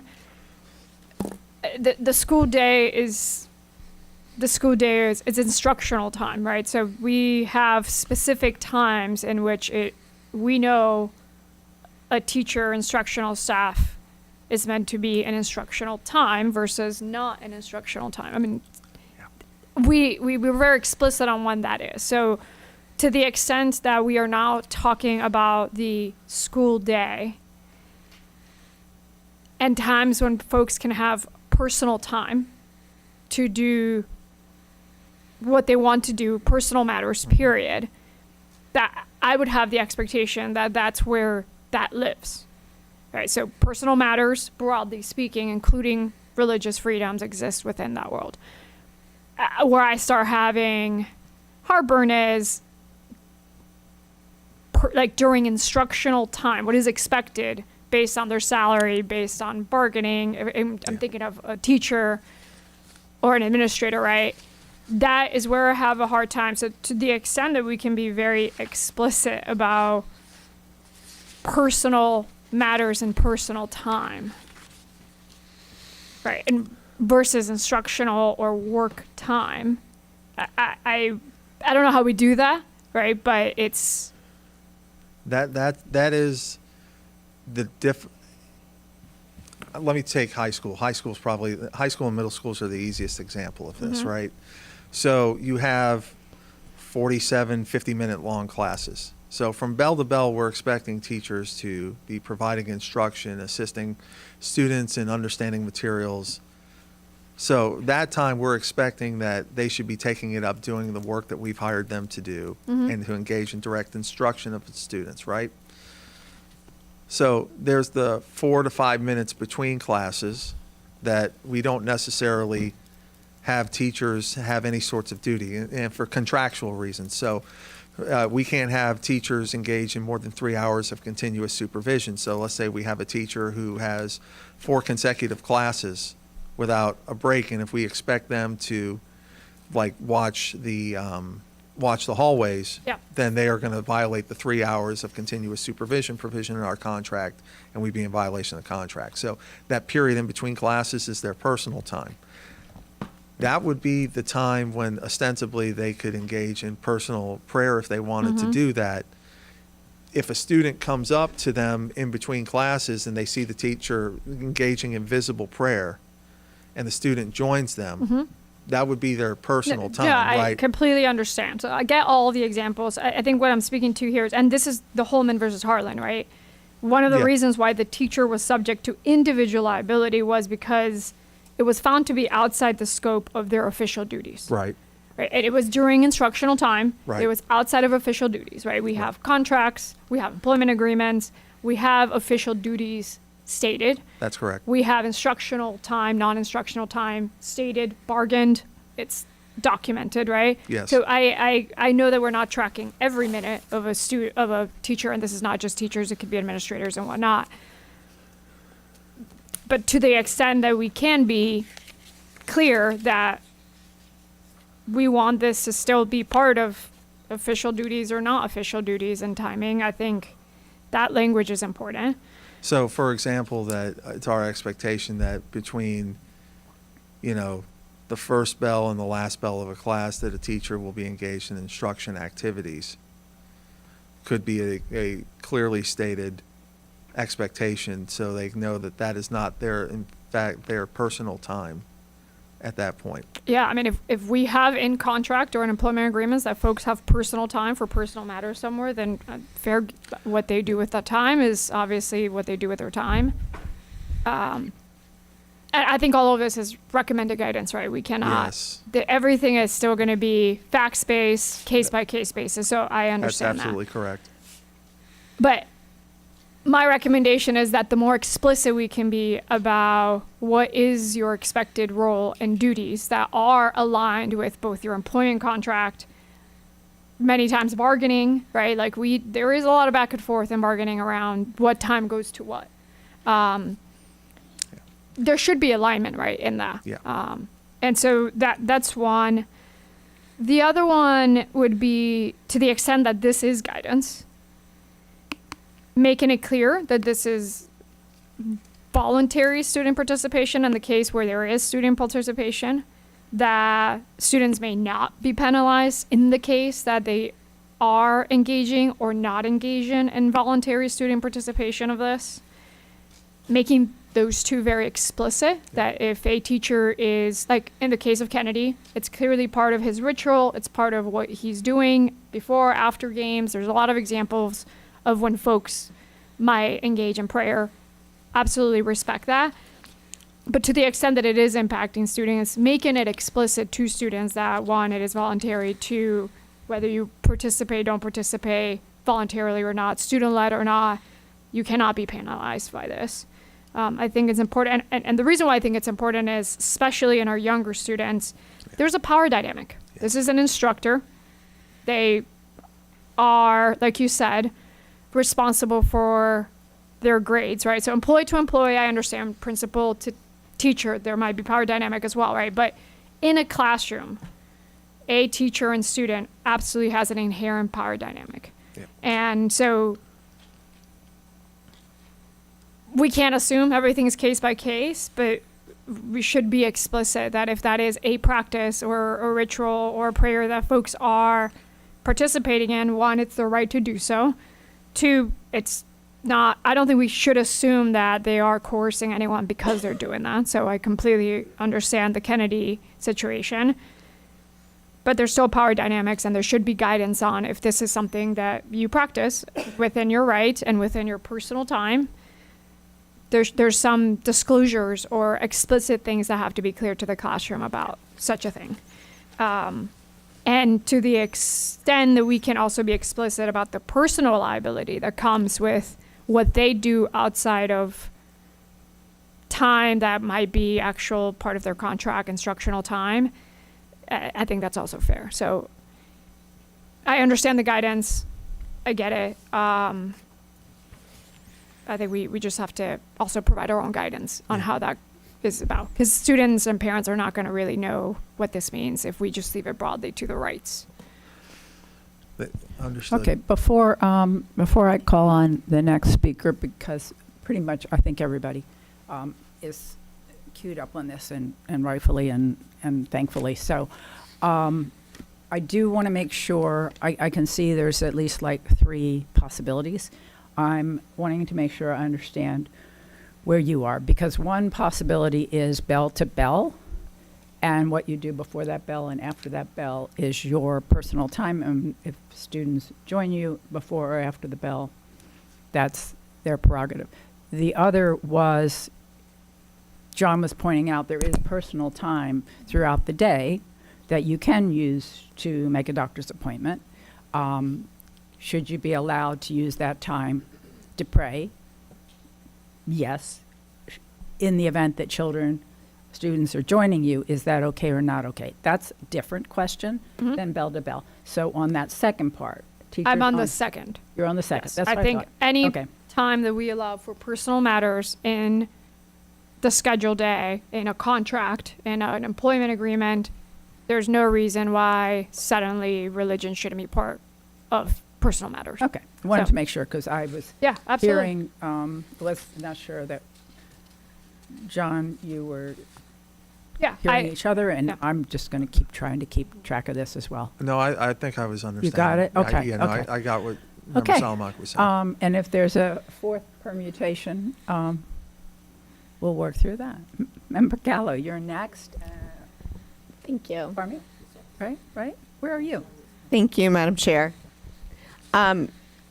So just so, and I appreciate the clarity that the chair just mentioned, but my understanding of your ask today is, do we keep it as is? Because we have provided guidance according to the Florida statutes. It has been very clear to our teachers and staff, or do we move towards the guidance from the Department of Education federally, right? Like that's what we're looking, because we do have guidance. We already have guidance on what we currently do that matches Florida statute. What you want to know is we have new guidance from the U.S. Department of Education that is changing that guidance, and do we want to move forward with that guidance, or do we want to keep the guidance that we presently have? That's part of it, yes. So, Okay.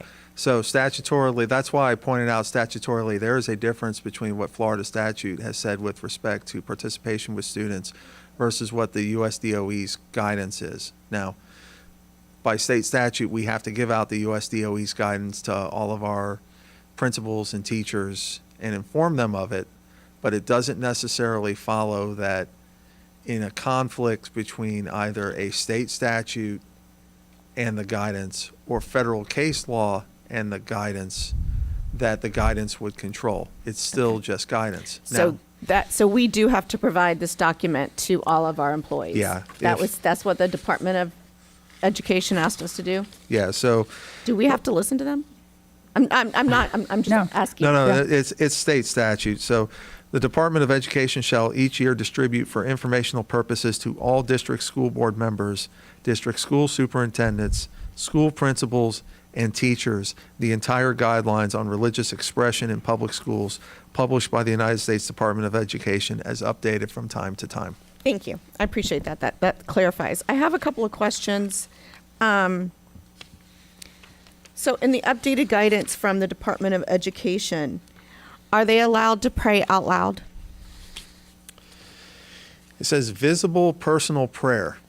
So visible to mean would be, you can see it, there will at least be something like this, the sign of the cross, some sort of verbalization of amen.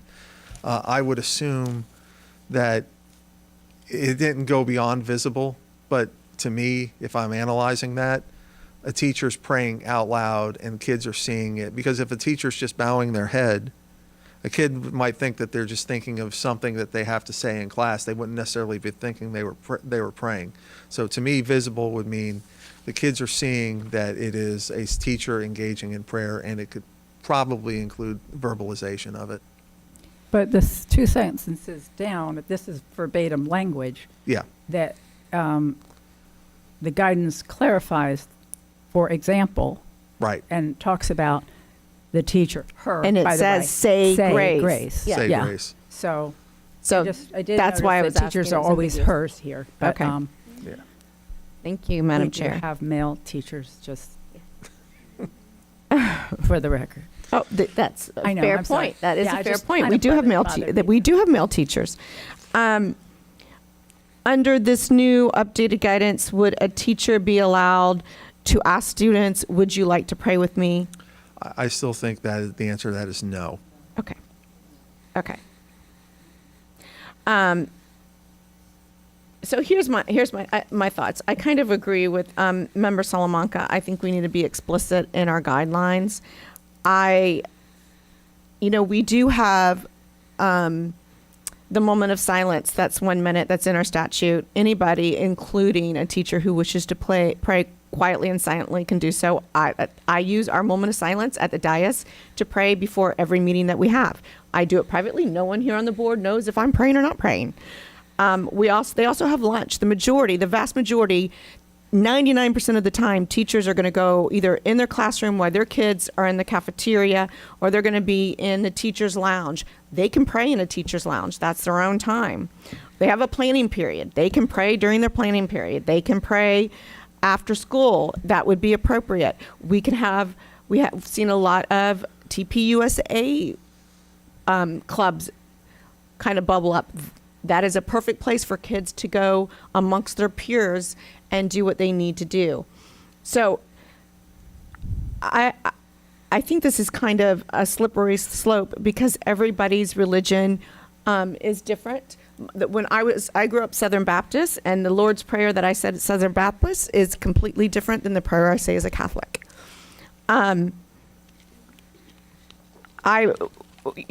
Tomorrow is Ash Wednesday. So when I go to get my ashes tomorrow, what they're going to talk about is Matthew 5:4.6, which tells us to pray silently, to pray with humility, to pray quietly so that we don't draw attention to ourselves, because that's what Lent and the 40 days is about. It's about private prayer. It's about walking in the desert with Jesus for 40 days and reconnecting with your religion, reconnecting with God and with Jesus. So I wouldn't want to pray because I'm Catholic, and during Lent, we're taught to pray privately. So, and I could go on scenario by scenario on why I think this is a bad idea. If someone decides that they want to pray to Satan, is that allowed? You have to treat all religious sects the same. Do we really want satanic prayers in our schools? Or that related to our impressionable kids? And I agree with Member Salamanca that there is a power imbalance in that kids innately, especially the younger kids, innately want to please their teacher. They want to be the teacher's pet. They want to be included. And so if someone starts praying, they're going to want to be a part of that. No matter, I think the satanic would confuse a lot of kids. So I just think there's a reason why we have separation of church and state. I believe everybody gets to worship the way they want. You mentioned the Jehovah Witnesses. They can't, they would be offended if a teacher even just bowed her head to pray, because they're offended when they don't do celebrations. So there's just so much to consider when you look at different religions and whatnot. And what if the person is praying during Christmas and you have Jewish students and they don't believe in Christmas? What about Easter? There's just so many instances where I could say that there would be a clash of religions. And we're here to educate students. Our only job is to educate students. And we've had many conversations over the last several years about schools not raising children. And if you want to raise your children in a Christian home, then you raise your child in a Christian home. If you want to take your child to church to learn about Jesus or Christ, then you take your child to church and they learn what you want them to learn about the religion that you respect and that you believe in. And I think that's where it needs to stay. So I know that we have to offer this up to everybody. We absolutely can do that. But I do believe that we need to offer guidance, and people need to understand what could happen if they have a child in their classroom that isn't okay with the teacher. I got emails when we did the resolution for the day of prayer. I got emails. They were like, you shouldn't be praying. And I'm like, it's a resolution. You don't have to pray. We're not making anybody pray. We're just saying you can pray over public schools if you wish to do so. It was very benign, and I still got emails on that. Anytime I talked to a reverend 2 weeks ago, and he said, he goes, please, whatever you do, he goes, this is a reverend that says you need to keep religion out of schools. And he, a very devout man, and you need to keep religion out of schools because that's something that a parent should do. They should go to Bible study. They should do it on their own. And I think that's the way, I just think that's the way we should continue to do it. I think there's plenty of times if someone wants to pray that they can do it. I don't like the guidance that came from the DOE of education. I'll just leave it at that. Thank you. All right, thank you. Thank you, Member Gallo. I usually try to wait until the end, but I'm queued up. So I think I largely agree with both Member Gallo and Member Salamanca. I'm still a little unclear on a few things. So we have to provide the guidance. As we've done sometimes where we have to incorporate something into our policies, but it didn't come from us, and we clarify that this is not our guidance, it's their guidance. That's where I want to be. In terms of communicating that they have potential liability because it's not supported by statute, I'm okay with that as well. I suspect that we would still, well, I'm sure if somebody were to challenge the teacher, they're going to be challenging us as well because the teacher works for us, so we still have liability. I think the one area that I'm not clear on, and Member Gallo, in terms of the teacher being able to use their private time, and Member Salamanca, so if they're making a phone call to make a doctor's appointment, they're doing that on their private time, and they're sitting wherever in the classroom or someplace where the students are, that wouldn't be an issue. But if they're praying and students are there present with them, but it's still technically on their private time, which I'm not sure what those times would be before. No? So, okay. May I? Okay, go ahead. So, Yeah. teachers have their individual planning time. Yeah. They have, I'm talking elementary Yeah. level here. Individual planning time, then they have the time when the children go to specials, they have the time when the students go to lunch, and then sometimes they have common planning time contractually, we Yeah, have that. so, During those times, Yeah. the students are not typically present with the Okay. teachers. So this example that's given where the teacher is bowing her head and saying grace before lunch, we wouldn't have a scenario where the teacher is on their private time where the students are with them before lunch or during lunch? Okay. Okay. Yeah. Some kids have lunch with their teachers. So this is the one area that I struggle with a little, and both of you have used the term power, Imbalance. imbalance of power, and wanting their teacher to like them. I mean, elementary school I think it's more than wanting your teacher to like you. I think there's just, for so many of our kids, there's so much respect for those teachers that inherently, I think that's going to have an impact on them differently than almost anybody else they're going to come in contact with. And so I think that's the part that I think is inconsistent with what we are supposed to, not just as teachers, but in terms of leaving our children free to make their own decisions and to follow, their own path. I just think back on some of my teachers, and like they walked on water, and if they said, boy, I'm going to turn left at this next light, I'm going left with them, and if they're going to turn, anyway, so I would really be uncomfortable if they're praying and students are joining them in that prayer. And as a parent, I think I would have the same feeling if the religious beliefs were totally contrary to my own, which is it's a little hard for me to imagine. My husband's Jewish, I'm Catholic, I have a wide variety of friends. Those religions are different, but none of them are offensive, but I think that there could be, and I think, anyway, so that's what I think. So can we do that? Could that be one of the options? Which is, here's the guidance. There is some potential liability because it's inconsistent. And if you're going to pray during school, you pray by yourself and not with students?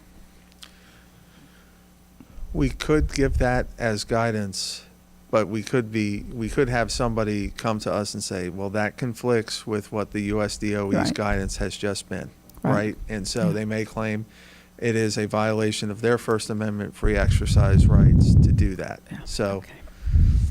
Can we- that's why I struggled with it. Yeah, I understand. I get it. Okay. All right. We can't ban our teachers from going to lunch. Oh, no, they might have a contractual problem with that. Yeah. Yes, definitely. Okay. Member Byrd. Thank you, Chair. I think that we're kind of where you are, John, because the state statute is pretty clear, and our policy around that state statute is pretty clear right now, where it says before and after school, but yet we are also required to hand out this guidance. So, my recommendation would be you hand out the guidance with an asterisk. Please note, this differs from current Florida state statute and our policy. Therefore, you can put in your little blurb about potential liability. But at least you've made them aware that they have this guidance from DOE. But I don't think we can make any, like you said, I don't think we can make any recommendations. So I think that they have to kind of read into that what they're going to read into it. Right? But you're not looking for any board policy change, and we can't No. really change our board policy anyway because it's based on Florida statute. No, I'm not asking the Right. board for a policy change. I want to give our teachers information so they can make their own judgment. I guess that's the easiest way for me to say it, Right. which Informed is, judgment. here's what it is. Understand that if a parent alleges it's coercive, this might not necessarily protect you from liability, and you use your judgment accordingly about what your practices want to be. That's sort of where I want to land on it.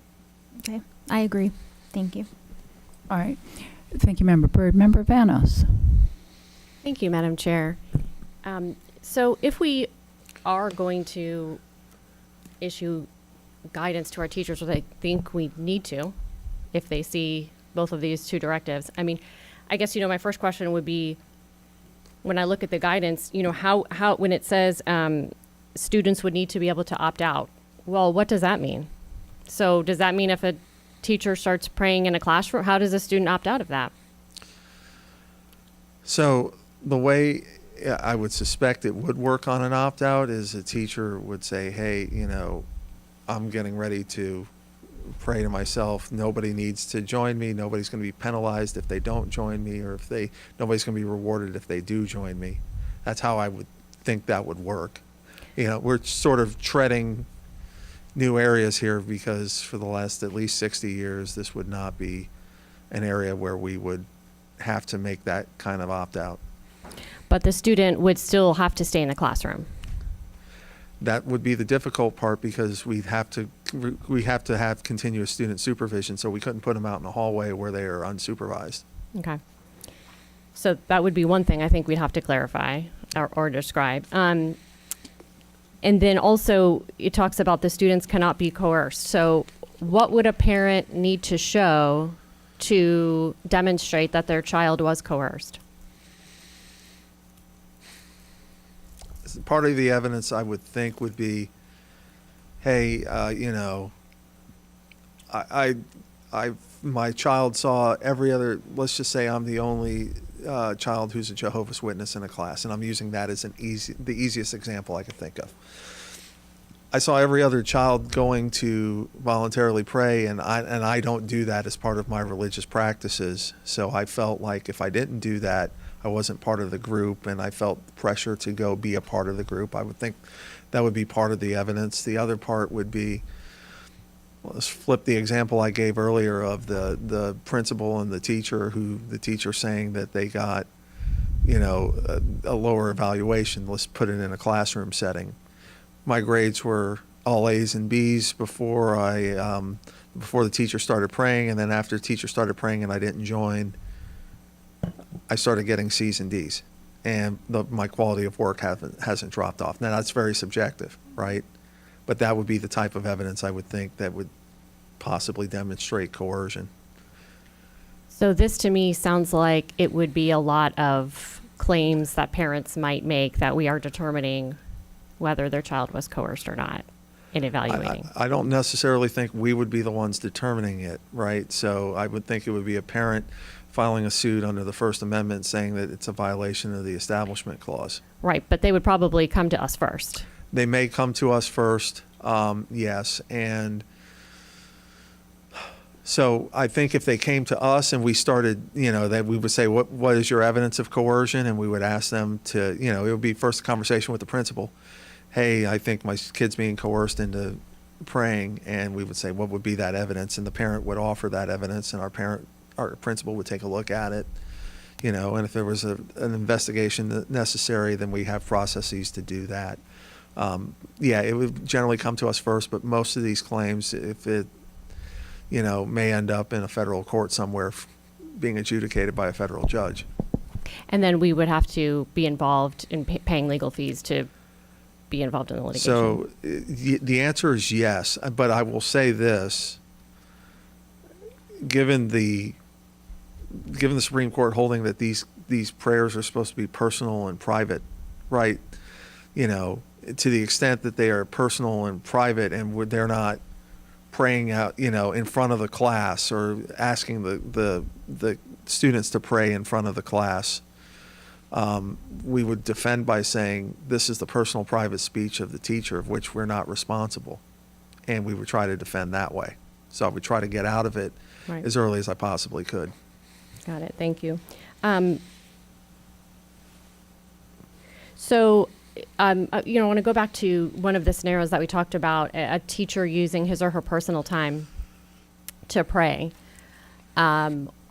What if the teacher is, atheist or believes in some other type of thing, and they have, let's just say witchy personal time where, they're going to have some other kind of foundational prayer or something like that, similar to their religion. That would be across the board acceptable, right? Yes, it doesn't matter what religious sect, or if you don't adhere to a religion at all. If you want to use that time for some personal reflection on however your religious beliefs are, it would apply across the board. Okay.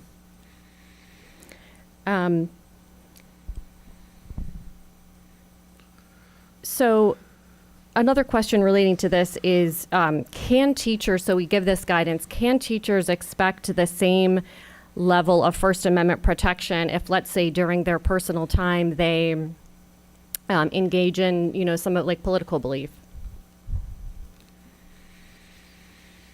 So is your political belief subject to the same protection under the First Amendment as religious? Yes and no. I'm sorry to give that kind of answer, right? And I apologize, but here's why.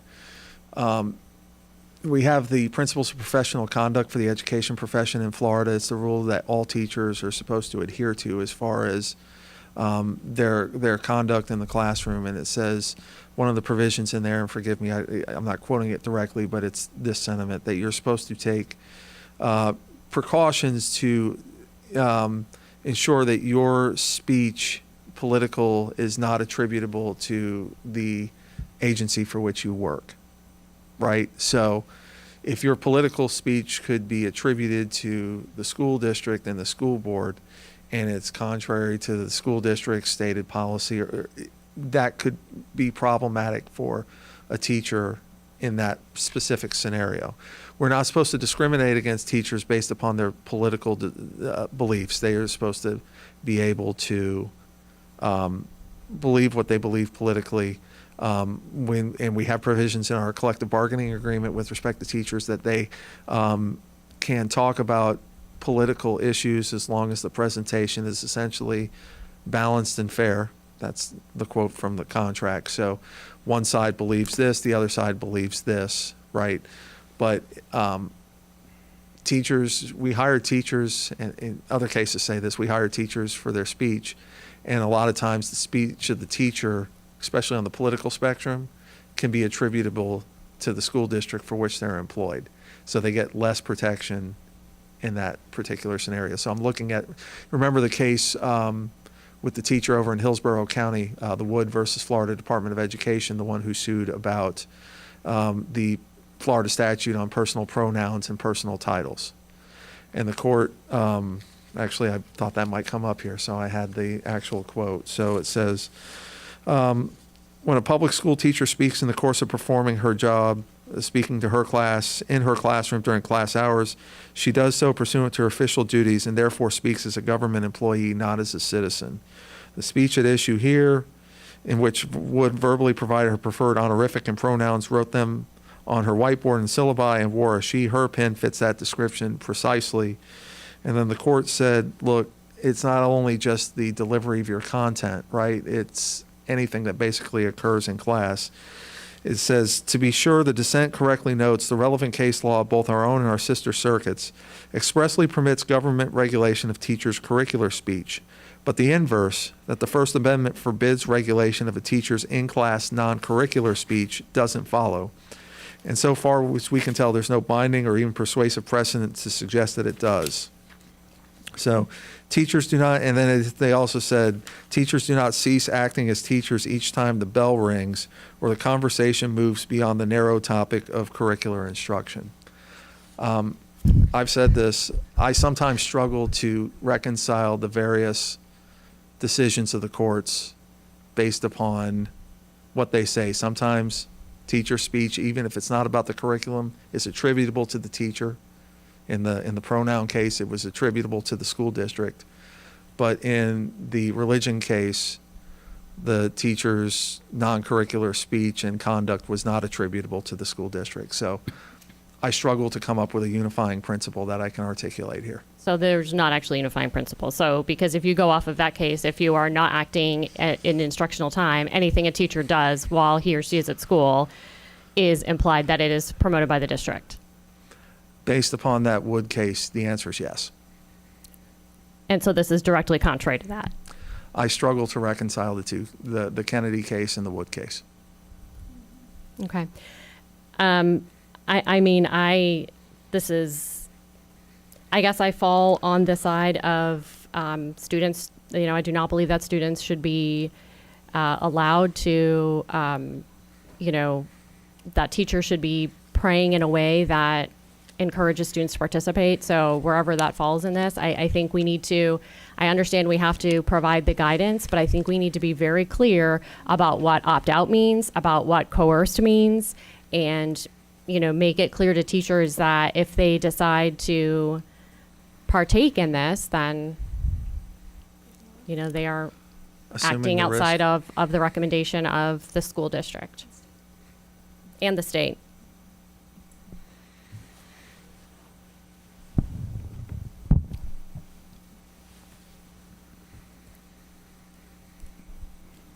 Okay, I came in just the last part. So we would be telling them that they're acting outside of the recommendation of the school district.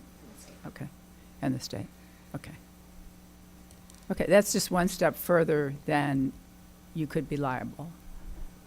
I'm not opposed to it. I just, May I? please. I completely understand why you take that position, Member Vanos. There is some hesitancy there for me, just because we're statutorily also required to give out the state's guidance, right? Or the federal government, excuse me. Yeah. We are statutorily required by state statute to give out the federal government's guidance, right? So to the extent that we say that this conflicts, am I implicitly violating one state statute by saying we don't think that this is the proper guidance? I would feel more comfortable from just a legal standpoint that to the extent that your behavior is coercive of students, you could be held liable. That is more comfortable just from a legal standpoint. That's 100% defensible, while also adhering to all the relevant state statutes that we have. I think I feel comfortable saying this is what the state statute says. It's before and after school student initiated voluntary prayer. This is what, this is what the federal government's guidance is. To the extent that a parent alleges that you have been coercive, there could be potential liability there. That is undeniably true, even considering the federal government's guidance, and I think that would be the better way to go. But like I said, that's just my personal preference. I am at the board's direction. Well, that makes sense. Thank you. All right, thank you, and thanks for that clarification. Member Ferrant. Thank you. And thank you, Mr. Valmarini, always for helping us understand and giving the state's perspective, and then also the federal guidance. It is a touchy subject because I think we have long since moved away from really the true meaning, I guess, from the Constitution, when the founding fathers were here and what they perceived. Many of them, I would say all of them, were God-fearing men, and that was their religion, and so they just didn't want somebody coming and telling them you have to be Catholic or you have to be a Protestant. And so now we've had many cultures come and not assimilate, if you will. And so we have many different cultures here and different religions. So with that, it makes it a little tougher because, as someone else had mentioned, we could have all sorts of things happening in the classroom then if it's either Wiccan or a satanic prayer, or Santeria, you name it. There's all sorts of things that could be happening, and I'm pretty sure most parents would not want that happening in their kids' classroom. So I'm veering more on the side of, I definitely want teachers to feel like they don't lose their First Amendment right when they become, when they're a teacher. But at the same time, we really need to be focused on education, which is why they're here, making sure that kids are reading and writing and getting their assignments and understanding all of that. It is a little confusing maybe with the federal guidance when it is talking about the teacher bowing their head to pray and say grace. So when I read that, when you bow your head to say grace, aren't always praying out loud, if you will, but maybe just the folding your hands, and so it's looking like that. Or if you're Catholic and you do the sign of the cross, some sort of notion then that the students would realize that they're praying. But then at the same time, I'm trying to understand when and in what situation are you in that you're in your official capacity and you're sitting there praying with students in the room. I know kids do have lunch with teachers. I understand that. I don't know. So it's hard because at the same time, I want a teacher to feel like they have that right to bow their head and thank the Lord for their food. But also, I also don't feel like this is saying that they can do performative acts. It's more about verbal prayer, maybe just a quiet, they're whispering to themselves.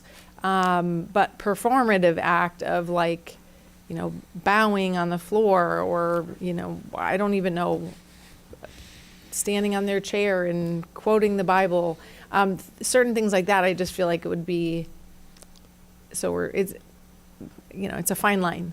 Those performative acts, even under the federal guidance, would be impermissible. Impermissible? Impermissible, I'm sorry. Yeah.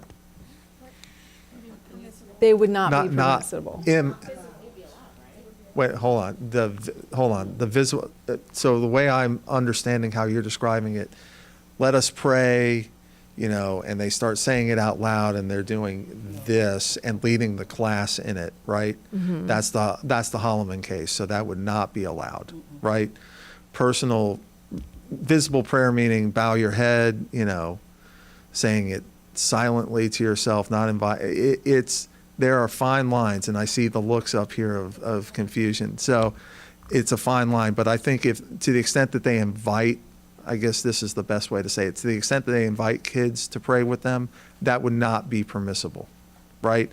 If kids see the teacher praying to themselves, even if it's visible, and the kids decide to come up and join the teacher under this guidance, that would be permissible and would not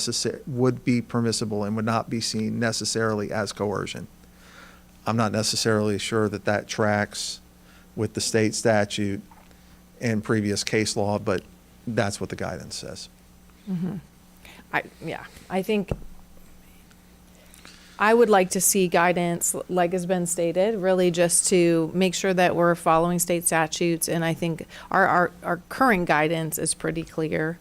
I do want to make sure that we're allowing, like if a teacher is, she brings her Bible to class with her, all the students are having quiet reading time. Is she allowed or he allowed to read their Bible quietly at their desk? Like if there's nothing else going on and they don't have classwork to do and this is just part of like they're all reading their own books. So, and I'm going to defer to the education expert up there, but generally teachers would be going around if kids were engaged in quiet reading, monitoring the class, doing something to help out, and assist students with, if they're having a problem comprehending what's going on in the book that they're silently reading. I would expect that the teacher would be going around monitoring, but I will certainly defer to the superintendent. So when children are engaged in silent reading or reading of literature of their preference, there may be some that choose to read the Bible, and that's been done. I've actually seen that in classrooms before. A teacher may also, as part of a lesson and comparing different types of literature and narrative, use an excerpt from the Bible as well as other texts as part of their instruction. And so I don't see a situation where they would be directing them to read the Bible as part of their independent reading, but children are able to do that and actually do that now. Yes. No, and I think that's not really what I'm asking, is more like the teacher themselves. Like if they wanted to read, say you're in a high school class and it's just a quiet time and they're having time after a test. Hey, if you want to read something, I guess that wouldn't be a good example because they should be monitoring the class.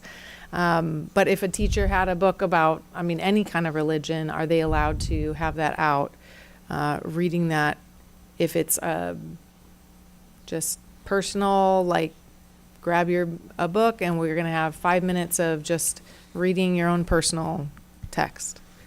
So there have been times when, a school may have sustained silent reading. It may have a different name than that, and a teacher may be engaging in that. However, during the instructional time, teachers are supposed to be monitoring so that children aren't misbehaving, they aren't getting into trouble. And so while they may periodically be looking, down, they really should be up and around monitoring to make sure everything is safe. But they are able to have, if they want, my understanding, if they want to have a Bible out on their desk, there's no problem with that. Okay. I think just making sure that the guidance is, we just say this is what our state statute is, this is what our current guidance is, and that the federal government has come out with new guidance, and that it is very new, and that at this point we don't know. That while you're I mean, really, I feel like if you've clocked in and you're on your own, you know, we're here to be the teacher and you're here to guide them in reading, writing, arithmetic. That's what we should be focused on. But you know, they also, if they want to say a grace before, I don't know, like, I just, those are things that it's a little hard for me to just tell a teacher, like, you can't pray before you eat or things like that. And I don't think, so like if the teacher's in a teacher's lounge and they are, you know, want to say grace over their meal, and if they want to ask other teachers to join them, that's no issue whatsoever. They absolutely can do that. But in the classroom In setting. the classroom setting with children, that has not been what the law permitted prior to this guidance. And it doesn't, that's not what aligns with what the state's current statutory requirements are for teacher participation with student prayer. So that's the, you know, where I would say the guidance has been provided by the state. You know, the main thing that you have to worry about is, would your actions be seen as coercing students into praying alongside of you, and that could potentially be the liability if it was found that your behavior was coercive. But that's how I would have to guide it. Got it. Okay. So yeah, I think just, again, making sure that they just understand what ours is, what the state statute, and then what the new one is, and that, you know, that we're going to follow the state statute. But I mean, in all reality, our schools could definitely use a little, like, looking at the Lord and what, you know, his guidance, because I mean, things are definitely, we've got some serious struggles going on. But that's just my own beliefs. Not something I would shout out at school, but, you know, as you look at what's happened over the years and since the 1962 case, I can't say that our schools have gotten better. If anything, they've gotten worse. Makes you wonder what exactly brought that about. But thank you. Thank you, Member Front. Member Salamanca? John, I just wanted to clarify a little bit, because I think the hard part of the federal guidance that I'm really struggling with is the word up there that's visible. Right? Visible personal prayer.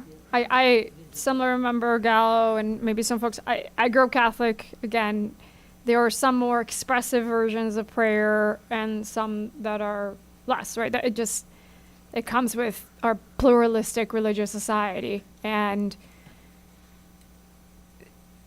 when we open the floodgates of what is visible prayer, that is a broad range of what can be considered or defined as visible prayer, right? Like, I have my version of prayer. I define it as myself. That's why it's my own, as a private citizen, what a Catholic believes is prayer.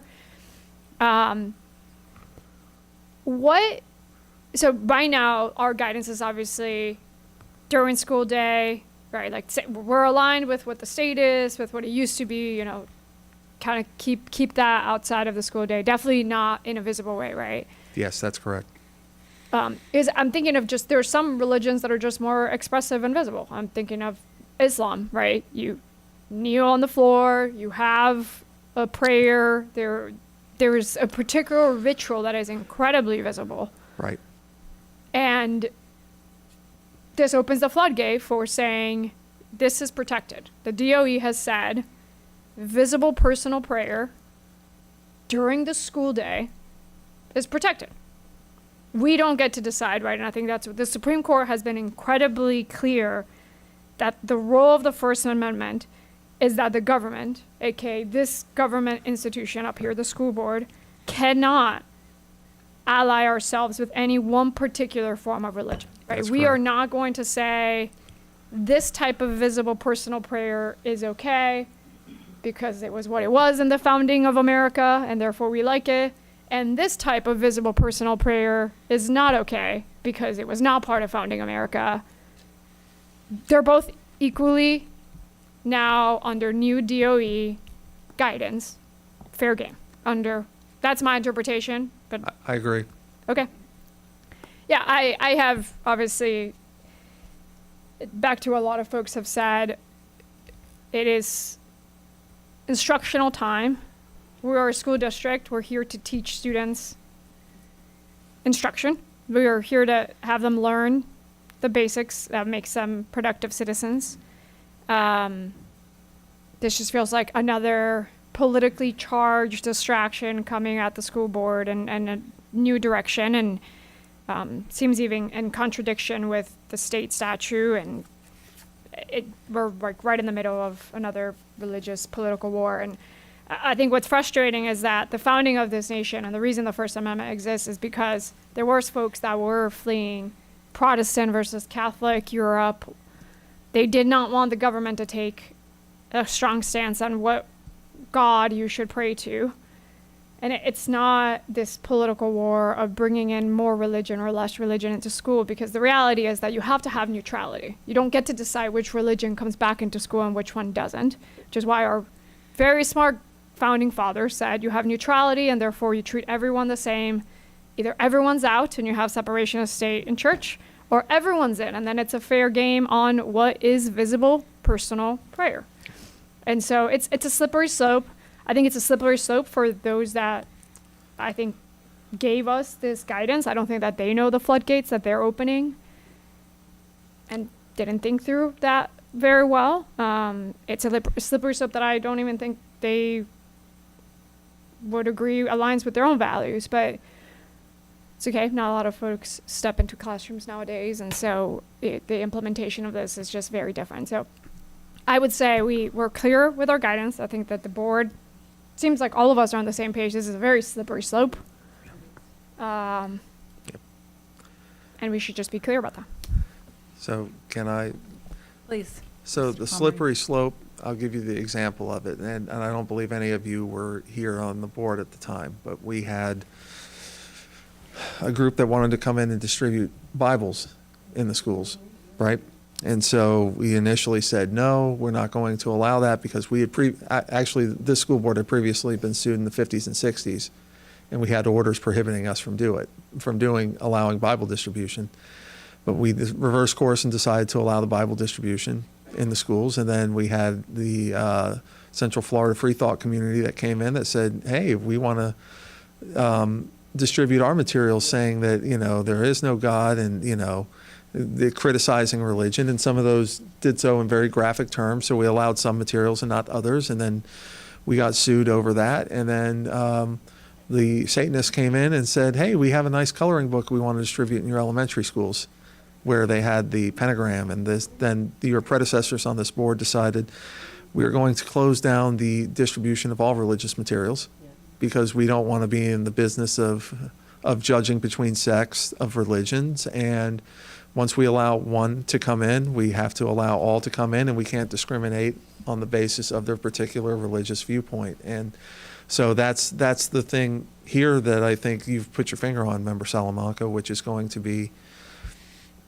there are going to be some folks who will see a teacher engaging in prayer that's Christian or Catholic or some sort of, or Protestant.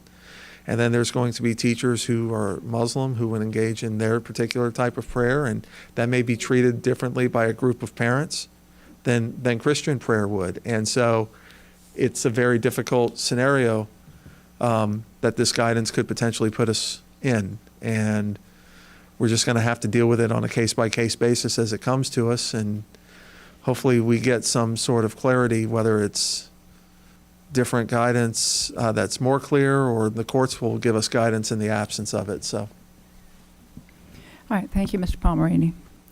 Member Douglas. My experience as a teacher is that I've always been very cautious about praying in front of my kids or doing anything visible about. Now, they know I'm praying because I always have my cross. They know who I am and what I believe in.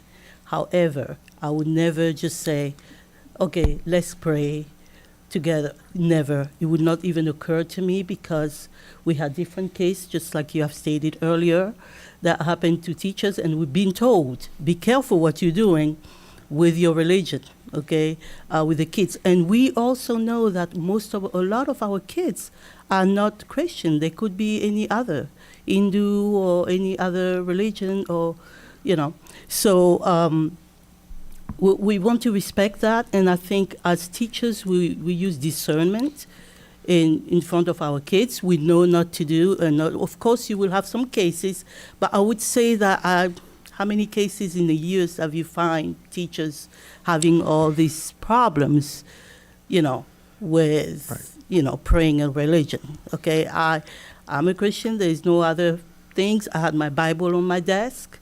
Okay, if a child come and say, "Oh, you have a Bible," I'm a Bible. Okay, good, but we're not going to, elaborate on this for hours. Okay, we're going to stop right there. And I told you, ask me the question, and we're done. Now, in regard to the statutes and federal and states, I would say that we really need to be very explicit. And the word visible, just like you said, and I put that on my notes, what we need to have to define what the word visible means, because it could be anything. Is visible is when I go this, like this, is visible. I could be doing that for anything, It could be misinterpreted by any other kids that I'm praying, but I'm maybe not praying. Okay, what is visible? What do you? That is the hard part here.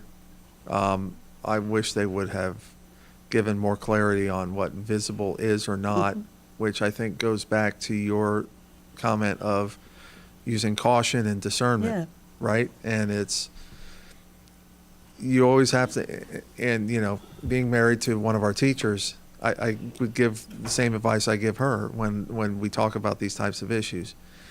You never know how somebody is going to perceive what you're doing, because your genuine religious observance to one student and parent would be coercive behavior to another student and parent, right? And so the easiest way I think I can give advice to teachers is, if you have a question about whether or not it could be seen as coercive or not, you generally should refrain from doing it, because that's the one sure way that you would avoid running into an issue, right? And I don't know how, that's each teacher's going to have to make their individual judgment on that, but my advice is use the discernment that you were talking about to ensure that your behavior can't be called into question. Right. And we have kids that, go to talk to their parents at night. They may not think anything of it, but just related to the parents immediately can cause an issue, So we have to be very careful with that as well. Thank you. Thank you, Member Douglas. Member Vanos. Thank you. Just wanted to speak to something Member Salamanca said, and I agreed with a lot of what she said. But when she said the federal government had no idea what they were doing, I completely disagree with that. The federal government had absolute idea what they were doing, because the reality is most of the teachers are Christians. And so my concern is that the majority of the visible practices will be done by people of the Christian faith. And then I wonder whether we get into a situation where we are then favoring one religion over another. Do you have any concerns about that? I'm sitting here because I have concerns about all of this. I do have concerns that if it is a widespread practice, and I'm not necessarily sure it would be a widespread practice, but let's say it was a widespread practice at a particular school or a particular, group of schools, that, somebody can make the argument that by allowing this, that we are implicitly favoring one religious group, Christians, over another religious group who doesn't have nearly the same amount of teachers. My retort from a legal standpoint would be, under this guidance, this is the teacher's personal prayer and personal First Amendment free exercise activity, and it's not attributable to the school district. And I would hope that would, be what the court finds if we were ever sued on that. But that would be my argument and retort, that under the guidance we're giving, this is not speech attributable to the government. It's the teacher's personal speech / free exercise of their religion. And I agree that should be our defense. I'm just pointing out that it is not only are probably the majority of teachers Christian, but the majority of people who, even in the example given, bowing their head, like that that signifies a particular religion, and or at least excludes some religions, and that's just the reality of the practice. So, just pointing that out. Thank you. All right, Mr. Pomerini, I think that wraps up board's input on this. So my plan, Madam Chair, if I may. Yeah, please, is summarize. I'm going to draft a memorandum.